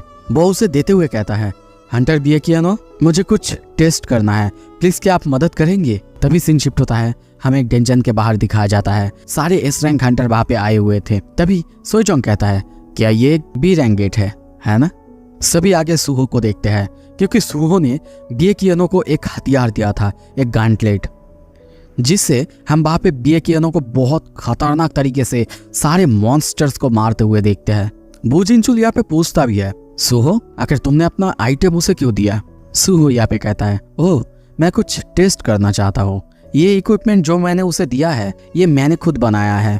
ये सुन के बू जिनचुल बहुत हैरान होता है, कहता है इसका क्या मतलब है? क्या सच में तुम्हारी एबिलिटीज वो संग जिनबू की तरह नहीं बल्कि कुछ और है क्या? सुहो कहता है, हाँ ये एक जैसा तो है पर कुछ डिफरेंट है। मैंने सुना था कि पापा एक बार जो भी शैडो सोल्जर समन कर लेते थे वो हमेशा के लिए उनके पास रहता था, पर मैं जिन्हें भी समन करता हूँ वो बस एक दिन के लिए रहते हैं। और मैंने ये भी सुना था कि पापा के शैडो सोल्जर्स वो लेवल अप कर सकते थे। इसी वजह से मैं कहता हूँ कि मैं उनके जैसा तो ऐसा कुछ नहीं कर सकता, पर फिर भी मेरी मेथड्स वो थोड़े से अलग हैं। कुछ ऐसा है जो मैं कर सकता हूँ पर शायद वो पापा नहीं कर सकते थे। मैं अपने शैडो इक्विपमेंट्स को शैडो सोल्जर से ही बनवाता हूँ, इसी वजह से शायद वो भी लेवल अप कर सकते हैं। और इसमें और एक स्पेशल चीज़ है कि वो जो इक्विपमेंट होंगे जिसमें ये स्पेशल एबिलिटी है कि वो लेवल अप कर पाएंगे, वो अपने वेल्डर्स की ताकत को बढ़ा सकते हैं। बू जिनचुल चौंकते हुए कहता है, क्या तुम मुझे अब ये मत बताना कि तुमने उसे जो हथियार दिया है वो भी लेवल अप कर सकता है? तभी सोइजंग कहता है, तुम ये क्या कह रहे हो? क्या ये सच है? जो वेल्डर होगा यानी जो उस हथियार को पहनेगा वो ताकतवर बन सकता है? सुहो कहता है, मुझे लगता है ये पॉसिबल हो सकता है, पर एक इशू है, मुझे ये नहीं पता कि मेरे अलावा दूसरा कोई इससे लेवल अप हो सकता है कि नहीं। तभी इस तरफ हम बिएकियानो को खतरनाक तरीके से फाइट करते हुए देखते हैं। वो सोच रहा था, ये क्या, मेरा बॉडी बहुत हल्का लग रहा है और सुहो ने मुझे जो हथियार दिया है ये तो जितना मैंने इमेजिन करा था उससे बियॉन्ड है। पर इस सब को भूल जाओ, इसको पहनते ही मैंने नेचुरली एक नया स्किल सीखा। और तभी खतरनाक तरीके से वो आगे बढ़ रहा था। ये सुहो और बू जिनचुल देखता है। सुहो तभी स्माइल करता है क्योंकि उसकी वो गॉन्टलेट उसका लेवल बढ़ चुका था। बिएकियानो कहता है, वाओ मेरा बॉडी अब तो काफ़ी हल्का लग रहा है। सुहो तभी कहता है, तो अभी हमारे पास 6 दिन बचा हुआ है, तब तक मैं तुम सबके लिए ऐसा इक्विपमेंट बनाने की कोशिश करता हूँ। तो चलो आगे बढ़ते हैं और साथ मिलके एक साथ फाइट करते हैं।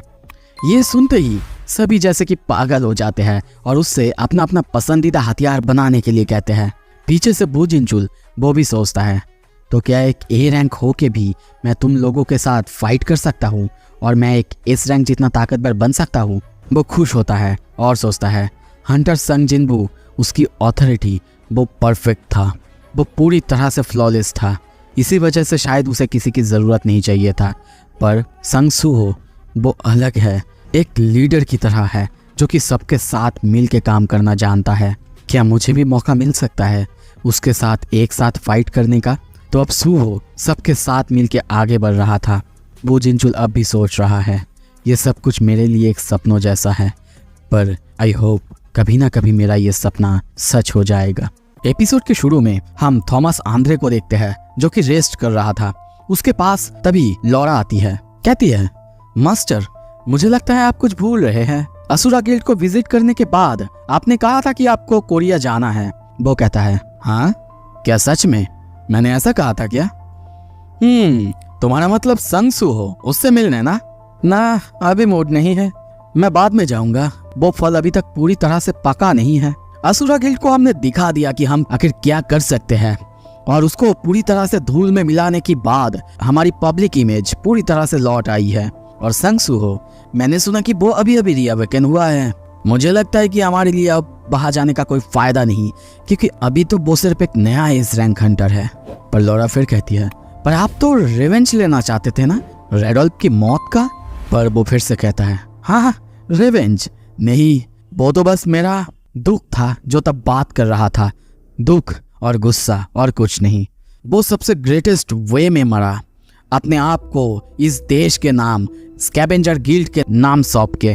पर तभी लॉरा उसे कुछ दिखाती है जिसमें कोरिया की तरफ से सबको इनवाइट किया गया था, क्योंकि कोरिया में एक नया एस रैंक गेट ओपन हुआ था और वो मदद के लिए सबको बोल रहे हैं। बाहर के यानी सारे दुनिया में जितने भी हंटर्स हैं सबको मदद के लिए बोल रहे हैं। और ये देखते ही थॉमस पूरी तरह से खुश होता है, कहता है, लॉरा कोरिया से कांटेक्ट करो, बताओ कि स्कैवेंजर गिल्ड उनकी मदद करने के लिए आ रहा है और मेरे लिए एक जेट तैयार करो, हम अभी कोरिया जा रहे हैं। ये सुनते ही लॉरा हाँ कहते हुए वहां से चली जाती है और थॉमस कहता है, रेडोल्फ मैं तुमसे प्रॉमिस करता हूँ तुम्हारी मौत बेकार नहीं जाएगा। तभी सीन शिफ्ट होता है, हम सोईजोंग को देखते हैं। उसके हाथ में एक रिंग जैसा कुछ था। वो उसे पकड़ के कहता है, क्या ये? और तभी उस रिंग को देखते हैं। उसका नाम है टॉर्च, जो कि लेवल 1 है। उससे उसकी फायर की डैमेज लगभग 50% तक बढ़ जाएगा। सुहो उसी टॉर्च के बारे में कहता है जो कि उसने उसके लिए ही बनाया है। सोईजोंग थैंक यू कहता है और सोचता है, ग्रोथ टाइप गियर जो कि एक पर्सन को ताकतवर बना सकता है और जो भी इसे पहनेगा वो संगसुहो के साथ दोस्ती कर लेगा या फिर उसका दोस्त उसका एलाई बनेगा। और अब अगर मैं भी मॉन्स्टर्स को हंट करूंगा मतलब मैं भी ताकतवर बनूंगा। और इससे वो खुश होता है और सुहो से पूछता है कि वो थक नहीं गया क्या? सुहो कांपते हुए कहता है, नहीं ये बिल्कुल ठीक है, मैंने ऑलरेडी सबको सबका गियर दे दिया है। सोईजोंग कहता है, क्या? पर तुम बिल्कुल ठीक नहीं लग रहे हो। बेरू तभी बाहर आके सोचता है, ऑफ कोर्स वो एग्जॉस्टेड होगा। इतने दिनों तक रात दिन तक मेहनत करके उसने सारे मॉन्स्टर्स को मारा है और उनसे अलग अलग शैडो आइटम्स जो कि हीरोइक ग्रेड के हैं वो बना रहा था। और साथ में अमूत का जो प्रैक्टिस, अमूत का जो ट्रेनिंग वो भी वो कंटिन्यू कर रहा है। और उसे इतना मेहनत करते हुए देख के सोईजोंग भी सोचता है, वो बहुत ज़्यादा मेहनत कर रहा है, मुझे भी कीप अप करना ही होगा ताकि मैं उसकी मदद कर पाऊँ। जो गिफ्ट उसने मुझे दिया है मैं उसे वेस्ट नहीं जाने दूंगा। तभी सुहो एक गंटलेट बाहर निकालता है। वो उसे देने के लिए जा ही रहा था। सोईजोंग भी अब उसके साथ आता है क्योंकि वो बोलता है शायद थॉमस आंद्रे आने वाला है हंटर एसोसिएशन में। सुहो कहता है, क्या? Thomas Andre? वही नेशनल लेवल हंटर ना? सीन शिफ्ट होता है। कुछ देर बाद हम लोग उन दोनों को हंटर एसोसिएशन के बिल्डिंग में देखते हैं। तभी सुहो चौंकता है क्योंकि वो अपने सामने बहुत सारे अलग अलग हंटर्स को देखते हैं। ये शायद स्कैवेंजर गिल्ड के ही हंटर्स हैं। तभी वहां पे आते ही सोईजोंग उसे वहीं पे रुकने के लिए कहता है और वो खुद अंदर चला जाता है। सुहो बाकी सबको देखने लगता है। स्कैवेंजर गिल्ड, ये शायद वही गिल्ड है जिन्होंने उस पर उस पिरामिड टाइप डेंजन में अटैक करा था। तभी कुछ देर बाद सोईजोंग को हम देखते हैं, वो अंदर आता है। वो जिनचुल उसे इंट्रोड्यूस कराता है। सोईजोंग भी आके अपने आप को इंट्रोड्यूस करता है और अपने सामने देख के सोचता है, तो ये है अमेरिका का number 1 Hunter Thomas Andre. Thomas कहता है, नाइस टू मीट यू। मुझे लगता है कि मुझे अपने आप को इंट्रोड्यूस करने की कोई ज़रूरत नहीं है। तभी लॉरा कहने लगती है, तो चलिए शुरू करते हैं। स्कैवेंजर गिल्ड आपकी मदद ज़रूर करेगी, पर इसके लिए हमारा कुछ कंडीशन है। पहला, कोरिया अब से किसी भी फॉरेन सपोर्ट को एक्सेप्ट नहीं करेगी। और उसके बाद स्कैवेंजर गिल्ड 80% रिवॉर्ड जो भी गेट से हमें मिलेगा वो रखेगा। ये सुन के सोईजोंग बूजिनचुल बहुत हैरान होते हैं और चौंकते हुए कहते हैं, क्या? ये तो बहुत ज़्यादा है। ये सुन के थॉमस कहता है, क्या बहुत ज़्यादा? क्या मतलब है आपका? आपने मदद के लिए पुकारा और हम चले आए, इसका मतलब आपको पता है कि आप वहां पे जाके कुछ नहीं कर पाएंगे और सब कुछ सिर्फ कोरिया के हंटर्स नहीं संभाल पाएंगे। तो डेंजन ब्रेक होने के बाद जो डैमेज होगा उसके तुलना में ये बहुत चीप है। सोईजोंग कहता है ऐसा लगता है कि ये लोग हमें थ्रेटन करने आए हैं, नेगोशिएट करने नहीं। बो जिनचुल कहता है हाँ, हमने सपोर्ट जरूर मांगा, पर इसका मतलब ये नहीं कि हमारे पास ताकत नहीं। कुछ ही दिन पहले हमने 2 एस रैंक हंटर्स को गेन करा। नो मैटर अब तुम लोग कैसे भी बोलो, पर ये कंडीशन बहुत ज़्यादा एब्सर्ड है। अगर ऐसा ही है तो हमें स्कैवेंजर गिल्ड की मदद को डिक्लाइन करना पड़ेगा और दूसरा कोई देश का सपोर्ट हमें लेना पड़ेगा। थॉमस को गुस्सा आता है और वो उसी इजिप्शियन पिरामिड वाले डेंजन की बात करने लगता है जहाँ पे उन्होंने अपना हंटर रैंडोल्फ को खोया और छानबीन करने के बाद उन्हें वहाँ पे पता चला कि उसे असुरा गिल्ड के किसी मेंबर ने नहीं बल्कि कोरिया के किसी हंटर ने मारा है। और वहाँ पे जाके अपने हिसाब से पूछताछ करने के बाद उसे वहाँ पे पता चला कि ये और कोई नहीं बल्कि कोरिया का हंटर जिसका नेम लौरा बताती है, संग सुहो। संग सुहो ये सुनते ही बो जिनचुल और सोईजोंग दोनों बहुत हैरान होते हैं। थॉमस कहने लगता है हाँ, तो लगता है रैंडोल्फ की मौत की वजह कोरिया की आपकी नई एस रैंक हंटर संग सुहो है। तो अगर आपने हमारा कंडीशन नहीं माना तो आपको आपका एक एस रैंक हंटर शायद खोना पड़ सकता है। तो क्या लगता है हमारी मांग आप रिफ्यूज़ करने वाले हैं या फिर आपके सामने ये जो आपका फाइनल वेपन है कैप्टन वो शायद मुझे रोके? ये सुन के सोईजोंग डर जाता है क्योंकि उसके सामने था थॉमस आंद्रे जो कि एक नेशनल लेवल हंटर है और वो सिर्फ एक एस रैंक हंटर। और वो सोचने लगता है इतारिम के बाद एक एस रैंक गेट और उसके बाद स्कैवेंजर गिल्ड अब उनके दुश्मन हैं। पर तभी आवाज़ आता है बाहर से। चुपचाप ये सुन के मुझे गुस्सा आ रहा है। मुझे लगा था कि मदद आ रहा है पर ये तो बस चोर है। और तभी बाहर से आवाज़ आने लगता है, कोई किसी को खींच रहा था, अंदर आने से रोक रहा था।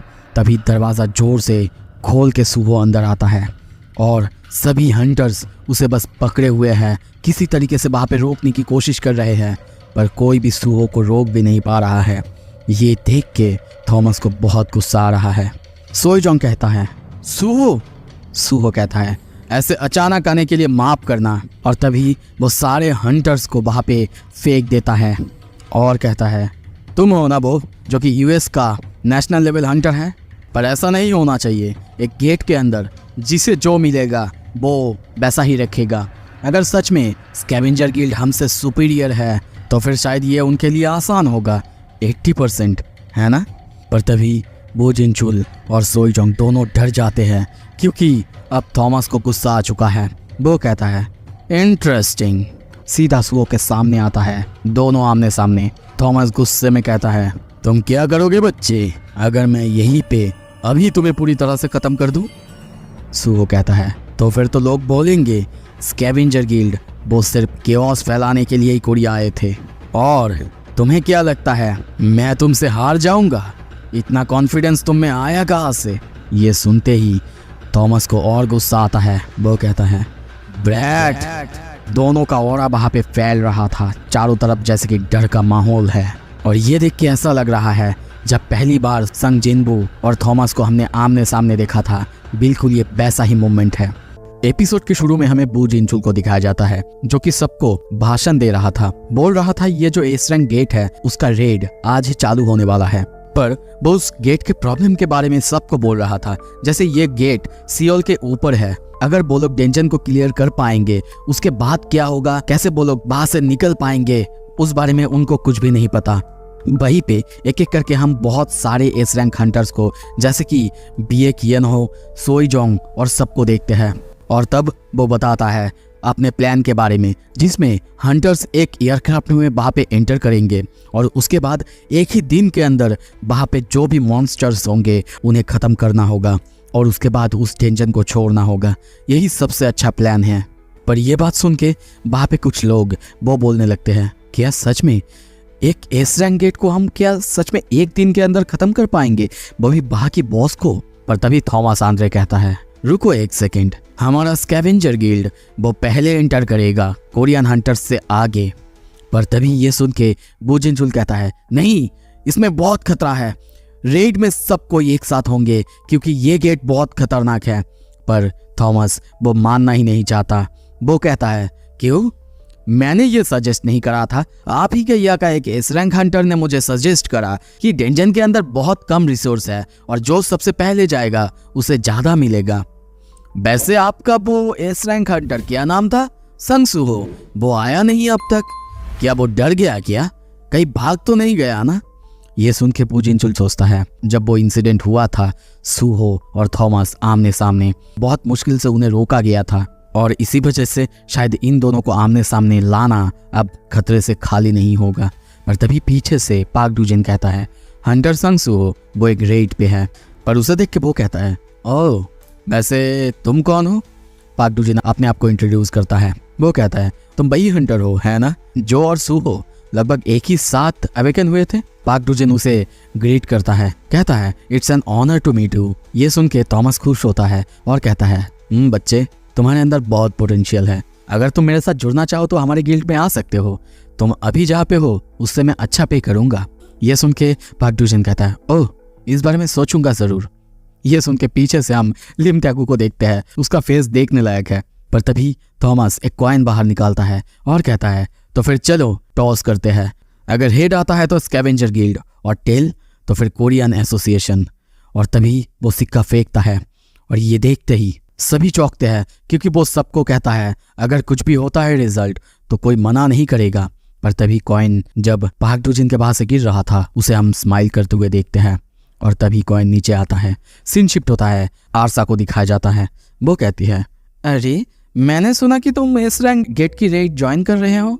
पाक डूजिन खुश नहीं होता और उसे कहता है कि वो इसके बाद बक्स के द्वारा कभी स्पाई ना करे। और तभी आरसा कहती है, ओह वैसे तुम्हें पता है मैंने एक चीज जाना जब मैं मॉनिटर कर रही थी संगसूहो को, वो बहुत ज्यादा ट्रेनिंग कर रहा है, रात दिन ट्रेनिंग करते हुए जा रहा है ताकि वो थॉमस आंद्रे को हरा सके।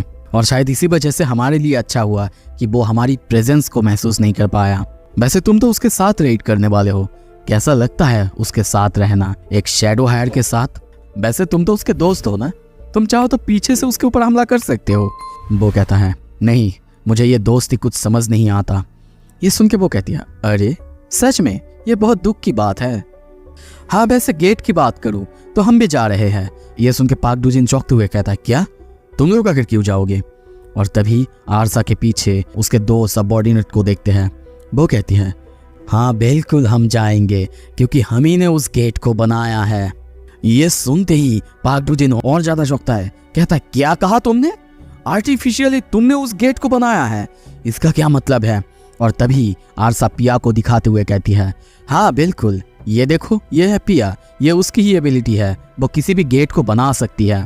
हाँ वैसे अब तक उसकी एबिलिटी उतनी अच्छी तो नहीं है क्योंकि वो गेट धीरे धीरे नीचे आ रही है। ये सुन के वो कहती है, आरसा तुम्हें सब कुछ एक्सप्लेन करने की बिल्कुल जरूरत नहीं है। हम तभी पाक डूजिन को देखते हैं, उसकी आंखों में एक चमक है। वो कहता है, तुम यूजफुल लगते हो, क्या तुम्हारी ये एबिलिटी ये दूसरे दुनिया की पैसेज भी खोल सकता है? आरसा कहती है, ऑब्वियसली नॉट, यहाँ तक कि एक मोनार्क भी ये नहीं कर सकता। वैसे पिया को टारगेट करने की कोई जरूरत नहीं अगर तुम्हारे दिमाग में ऐसा आ भी रहा है तो, क्योंकि अगर तुम ऐसा कुछ करोगे तो मैं संगसूहो को सब कुछ बता दूंगी। और तभी वो हाथ आके करते हुए कहती है, एनीवे अगर तुम सच में गेट में जा रहे हो ये अच्छा है, ये शायद हमारी पहली एक साथ करा हुआ काम होगा। पर तभी वो कहता है, नहीं मुझे कुछ और करना है। थॉमस आंद्रे, ये सही वक्त है कि मैं उसे भी अपने अंडर रिक्रूट कर लूँ, एक नेशनल लेवल हंटर को। ये सुन के आरसा कहती है, क्या सच में? तुम बहुत तेजी से आगे बढ़ रहे हो। वैसे अगर वो वहाँ पे बाकी सबको स्लो डाउन करता है तो ये हमारे लिए बहुत अच्छा होगा। पर तभी पाक डूजिन जा रहा था बिना कुछ कहे और बिना कुछ पूछे। वो कहती है, अरे क्या हुआ, क्या तुम पूछोगे नहीं कि हमने गेट को आखिर क्यों बनाया? वो कहता है, नहीं मुझे कोई इंटरेस्ट नहीं, तुम्हारे और मेरे बीच एक डील है, इसी वजह से मैं तुमसे बात कर रहा हूँ, उसके अलावा और कुछ भी नहीं। अगर तुम अभी भी ये मुझे नहीं कह रही हो इसका मतलब तुम में कोई कॉन्फिडेंस नहीं कि तुम मुझे राजी करवा पाओ। पर उसे जाते हुए देख के वो हंसते हुए कहती है, सच ए डिफिकल्ट मैन, मैं कभी इसके साथ दोस्ती नहीं करूंगी। और इस तरफ वो वहां से निकल जाता है। तभी पिया देखते हुए कहती है, आरसा क्या सच में एक एपोस्टाइल ऑफ इथारिम के साथ ऐसे रिलेशनशिप रखना वो सही है? मुझे तो कभी कभी डर लगता है, अगर सच में उन लोगों ने इस दुनिया को इन्वेट कर लिया तो फिर वो लोग क्या करेंगे। और वैसे ये गेट, इसकी वजह से मेरी बॉडी बहुत ज़्यादा कोलैप्स हो रही है। क्या तुम्हें सच में लगता है सिस्टम हमारे साइड पे है ना?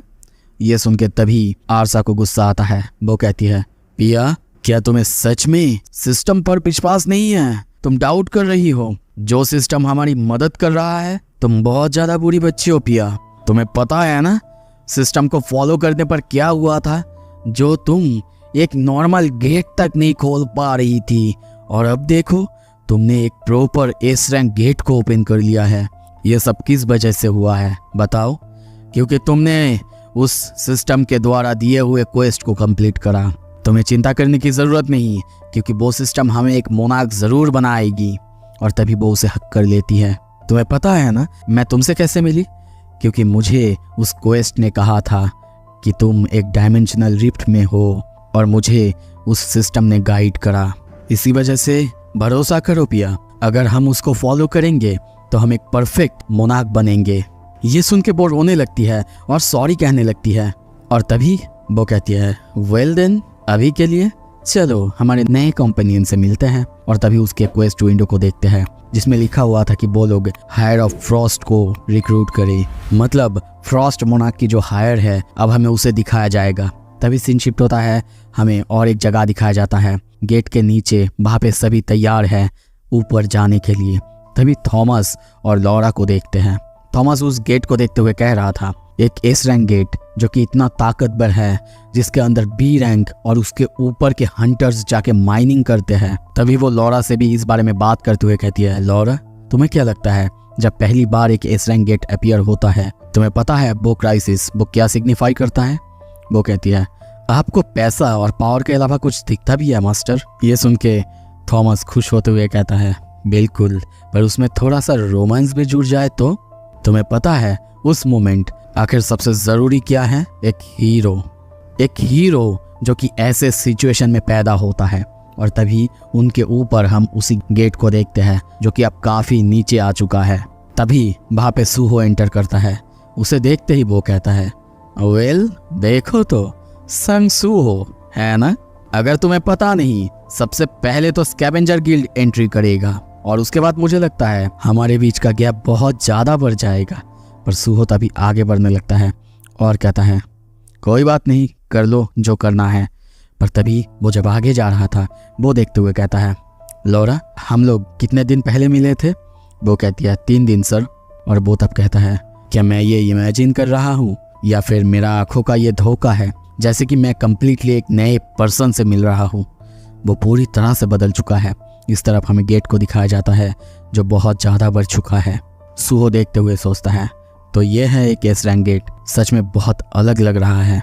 पर तभी आवाज आता है, अरे सूहो इतना सीरियस क्यों हो? क्या तुमने प्रॉपरली प्रिपरेशन नहीं करा? वैसे तुम्हें क्या लगता है हम स्कैवेंजर गिल्ड से हार जाएंगे? और वहाँ पे हम सारे एस रैंक हंटर्स को तैयार देखते हैं पूरी तरह से अंदर जाने के लिए। सूहो देखते हुए हंसते हुए कहता है, बिल्कुल नहीं। थॉमस आंद्रे वो भी हंसता है। पाक डूजिन को भी हम देखते हैं, और वहीं पे हम छोटे से एक बग को देखते हैं, पर ये आरसा के कंट्रोल में है, हमें पूरी तरह से समझ में आ रहा है। तभी वो लोग सभी एंटर करते हैं और ऊपर उस गेट की तरफ जाने लगते हैं। एस रैंक रेड वो फाइनली स्टार्ट होता है। तभी सीन शिफ्ट होता है, हमें दिखाया जाता है चारों तरफ आग लगा हुआ है, प्लेन क्रैश हो चुका है। सूहो उसी मलबे के बीच पड़ा हुआ था, ऊपर देख रहा था और कहता है, सब कुछ ऐसे खत्म कैसे हो सकता है? एपिसोड के शुरू में हम उसी एयरप्लेन को उड़ते हुए देखते हैं, उसी गेट की तरफ जाते हुए देखते हैं। वहीं पे सूहो बैठा हुआ था, वो थोड़ा सा टेंस था। तभी साइड से आवाज आता है, तुम नर्वस लग रहे हो संग सूहो, क्या बात है?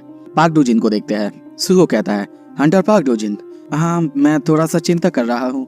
मुझे लग रहा है कि स्कैवेंजर गिल्ड सारा रिवॉर्ड खुद अपने नाम क्लेम कर लेंगे। ये सुन के वो सोचता है, थॉमस आंद्रे मैंने सोचा नहीं था कि वो डिसाइड करेगा पहले कौन इस रैंक गेट को रेड करने आएगा। और तभी वो सूहो को शांत रहने के लिए कहता है जो होगा वो आगे जाके देखा जाएगा, वैसे भी रिजल्ट अब नहीं बदलने वाला। ये सुन के सूहो थोड़ा सा शांत होता है, पर सोचता है कि हाँ मैं ये खुद को कह सकता हूँ, पर मैं वहां जाके बहुत अच्छा परफॉर्म करना चाहता हूँ। तभी साइड से बियाकियानो कहता है, अरे सुहो चिंता मत करो यार, वैसे भी स्कैवेंजर गिल्ड को अपने लिए अलग से एक माइनिंग टीम ले जाना पड़ा, पर तुम्हारे पास तो अपने खुद के शैडोज है, तुम्हारे पास एडवांटेज बहुत ज्यादा है। ये सुन के सुहो थोड़ा सा स्माइल करता है, पर पाक डोजिन वो अब उन सबको देख रहा था। सुहो को देख के सोचता है, पहले जब मैंने सुहो को देखा था लगभग 1 हफ्ते पहले, उससे सुहो की ताकत बहुत ज्यादा बढ़ चुका है।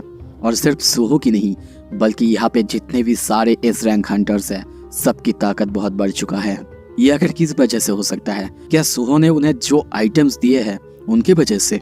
तभी सुहो एक और आइटम बाहर निकालता है पाक डोजिन के लिए और उसे देते हुए कहता है, पाक डोजिन ये तुम्हारे लिए, मैंने सबको अलग अलग आइटम्स दिया है। ये सोचो कि तुमने जो मदद की थी जीसान प्रिजन इंसिडेंट में, उसी वजह से ये गिफ्ट है तुम्हारे लिए। ये देखते ही पाक डोजिन बहुत हैरान होता है, पर तभी कहता है, मैंने ये सुना था सबसे, क्या ये आइटम मेरे कोई पर्सनल लाइफ को वायलेट तो नहीं करेगा ना? ये सुन के सुहो कहता है, अरे अरे बिल्कुल नहीं, बिल्कुल नहीं।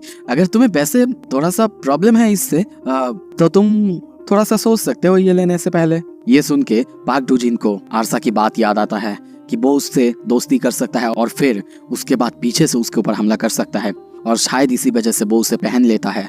ये देख के सुहो खुश होता है। तभी सोईजोंग सबको कहता है कि वो लोग फाइनली यहाँ पे आ चुके हैं और सबको फोकस रहने के लिए कहते हैं, क्योंकि वो लोग अब गेट में जाने वाले हैं। सीन शिफ्ट होता है, कुछ ही देर बाद वो लोग गेट के अंदर एंटर कर चुके हैं। उस जगह को हम देखते हैं, चारों तरफ बर्फीला पहाड़ और पूरी तरह से स्नोफॉल हो रहा है। ये देख के वो सब बहुत चौंकते हैं और कहने लगते हैं, क्या ये है एक एस रैंक टेंशन? पर मैंने जितना सोचा था उससे ये कई बड़ा है।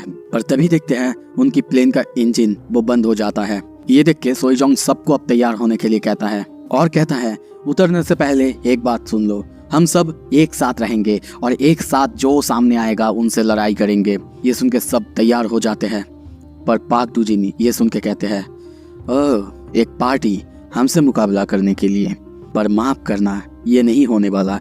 और तभी वो उसी एस रैंक हंटर की तरफ देखता है जिसको उसने कंट्रोल करा था। आई एम सॉरी गाइस, मुझे इसका नाम याद नहीं आ रहा है, आप लोग थोड़ा सा कमेंट में बता देना, क्योंकि अब मेरे पास अपना हथियार है। और तभी वो अपनी पावर्स का इस्तेमाल करता है और उसकी बिजली की वजह से वो प्लेन आसमान में ही पूरी तरह से ब्लास्ट होता है। सुहो डर जाता है और तभी पूरी प्लेन को हम टूटते हुए नीचे गिरते हुए देखते हैं। हम नीचे से देखते हैं थॉमस आंद्रे और उसके स्कैवेंजर गिल्ड का एक मेंबर, वो ये देख के कहता है, मास्टर लगता है कोरियन हंटर्स की प्लेन वो एक्सप्लोड करा है। थॉमस कहता है, ओह ये बहुत अच्छी एंट्री है। पर तभी वो आगे जाने लगता है। वो बंदा कहता है, क्या मास्टर बस आप ऐसे ही जा रहे हैं? आपको नहीं लगता हमें उन्हें प्रॉपर गुड बाय कहना चाहिए? थॉमस कहता है, क्या कहा गुड बाय? अरे वो लोग एस रैंक हंटर्स है, तुम्हें लगता है एक नॉर्मल प्लेन क्रैश में वो ऐसे ही मर सकते हैं? चलो हमारे पास समय नहीं है, हमें आगे भी बढ़ना है और सामने इन सभी मॉन्स्टर्स से फाइट करनी है। और उसके सामने हम कई सारे मॉन्स्टर्स को देखते हैं। सीन शिफ्ट होता है, तभी हम संग सुहो को देखते हैं। वो नीचे गिरा हुआ है, चारों तरफ प्लेन का मलबा है और वो कहता है, मैंने नहीं सोचा था ऐसे प्लेन हवा में ही एक्सप्लोड करेगा, और इसी एक्सप्लोजन की वजह से सब कोई अलग हो चुके हैं। पर ऐसा लगता है कि सब कोई सेफ है, क्योंकि मैंने जो शैडो आइटम्स उनके लिए बनाया था वो सब बिल्कुल सही है। क्या मुझे बाकी लोगों को अभी ढूंढना चाहिए? और तभी उसके आसपास में हम कई सारे शैडो सोल्जर्स को देखते हैं जिनको उसने समन करा है। और वो कंटिन्यू करते हुए कहता है, या फिर मैं खुद अकेला जाऊँ? मैं समझ नहीं पा रहा हूँ क्या करूँ। क्या मुझे पहले उनके साथ मिलना चाहिए? नहीं, हमारे पास समय नहीं है, जो करना होगा बहुत जल्दी करना होगा। और वैसे भी वहाँ पे हंटर सोईजोंग है, वो है रेड का लीडर, वो शायद सबके साथ एक साथ होगा और सबको लेके एक साथ काम करेगा। और वैसे भी वो सब बच्चे नहीं हैं, वो सब एक वेटरन सोल्जर्स है। मुझे नहीं लगता कि उन्हें मदद की ज़रूरत है, तो फिर मैं अकेला ही सब कुछ करूँगा। और फिर वो आगे बढ़ता है अकेला। उसके सामने एक बहुत बड़ा सा पहाड़ था, वो उसी तरफ आगे बढ़ता है। पर तभी नीचे की जमीन कांप उठता है और नीचे से बहुत सारे स्नो मॉन्स्टर्स बाहर निकलते हैं, जो सब एक साथ उसके ऊपर हमला करने के लिए आगे बढ़ते हैं। पर सुहो कम कहा था, वो अपनी स्किल स्मैश का यूज करता है और एक ही बार में उन सबको वहीं पे खत्म करते हुए कहता है, रेड तो अब शुरू होता है। तभी सीन शिफ्ट होता है, हम उसी जगह पे और क्लोज देखते हैं। उसमें हमें एक गेट को दिखाया जाता है। उसके अंदर एक बच्ची जो कि एक बहुत बड़ी सी एल्फ मूर्ति की पूजा कर रही थी, कहने लगती है, ग्रैंडफादर मैं अब यहाँ से आगे कैसे बढ़ूं? मुझे पता है चाचा वो जल्दी इस गांव को छोड़ के चली जाएगी और जब ये वक्त आएगा तब मुझे ही सब कुछ संभालना होगा। सच में क्या मैं सबको लीड कर सकती हूँ, वो भी अकेली? और तब वो अपने गांव के बारे में बताने लगती है। उनके गांव में सिर्फ बच्चे ही है, क्योंकि सारे एडल्ट्स जा चुके हैं या फिर मर चुके हैं, क्योंकि हमें ज्यादा नहीं बताया गया। पर उनके जाने के बाद उस गांव में सिर्फ बच्चे, और उनमें भी वही है जो कि उनसे ज्यादा बड़ी है। पर फिर उनकी मुलाकात होती है उससे, यानी चाचा से। पहली बार वो लोग आसमान में एक ब्लैक ड्रैगन को देखते हैं, और चाचा यानी फाइनली हमें यहाँ पे मिस चाइयन की झलक दिखाई गई है। वो कंटिन्यू करते हुए कहती है, चाचा की मदद से हमने इस खतरनाक गांव में सरवाइव किया। हर कोई जो भी इस विलेज में है वो चाचा को फॉलो करते हैं। और फिर ऐसा वक्त आया कि चाचा वो हमारे लिए, इस पूरे गांव के लिए एक माँ जैसी बन गई।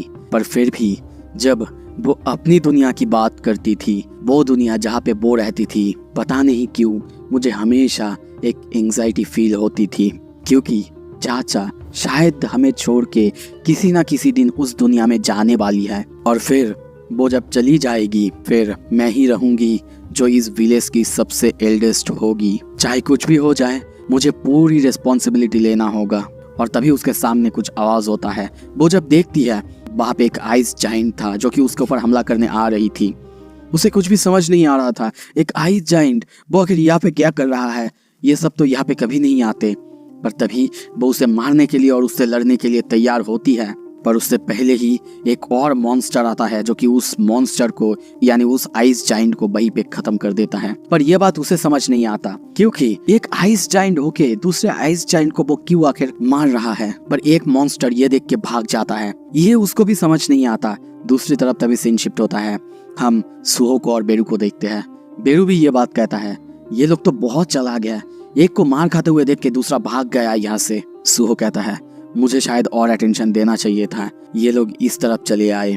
पर तभी देखते हैं वो बच्ची वो वहां पे भागने लगती है सुहो की तरफ, उसे मारने के लिए। वो लगभग सुहो को आके मारने ही वाली थी, हिट करने ही वाली थी। पर सुहो उसकी अटैक को आराम से रोक देता है और कहता है, तो बताओ क्या तुम भी एक मैजिक बीस्ट हो? और इसी के साथ ये एपिसोड यहाँ पे खत्म होता है। अगला एपिसोड जल्दी आने वाला है, लेकिन उसके लिए आपको सब्सक्राइब करना होगा अगर सबसे पहले आपको देखना है, क्योंकि आप में से 80% लोगों ने अब तक सब्सक्राइब नहीं किया। तो जल्दी से सब्सक्राइब करो, इससे मुझे भी थोड़ी सी खुशी मिलेगी। Thank you so much, stay tuned.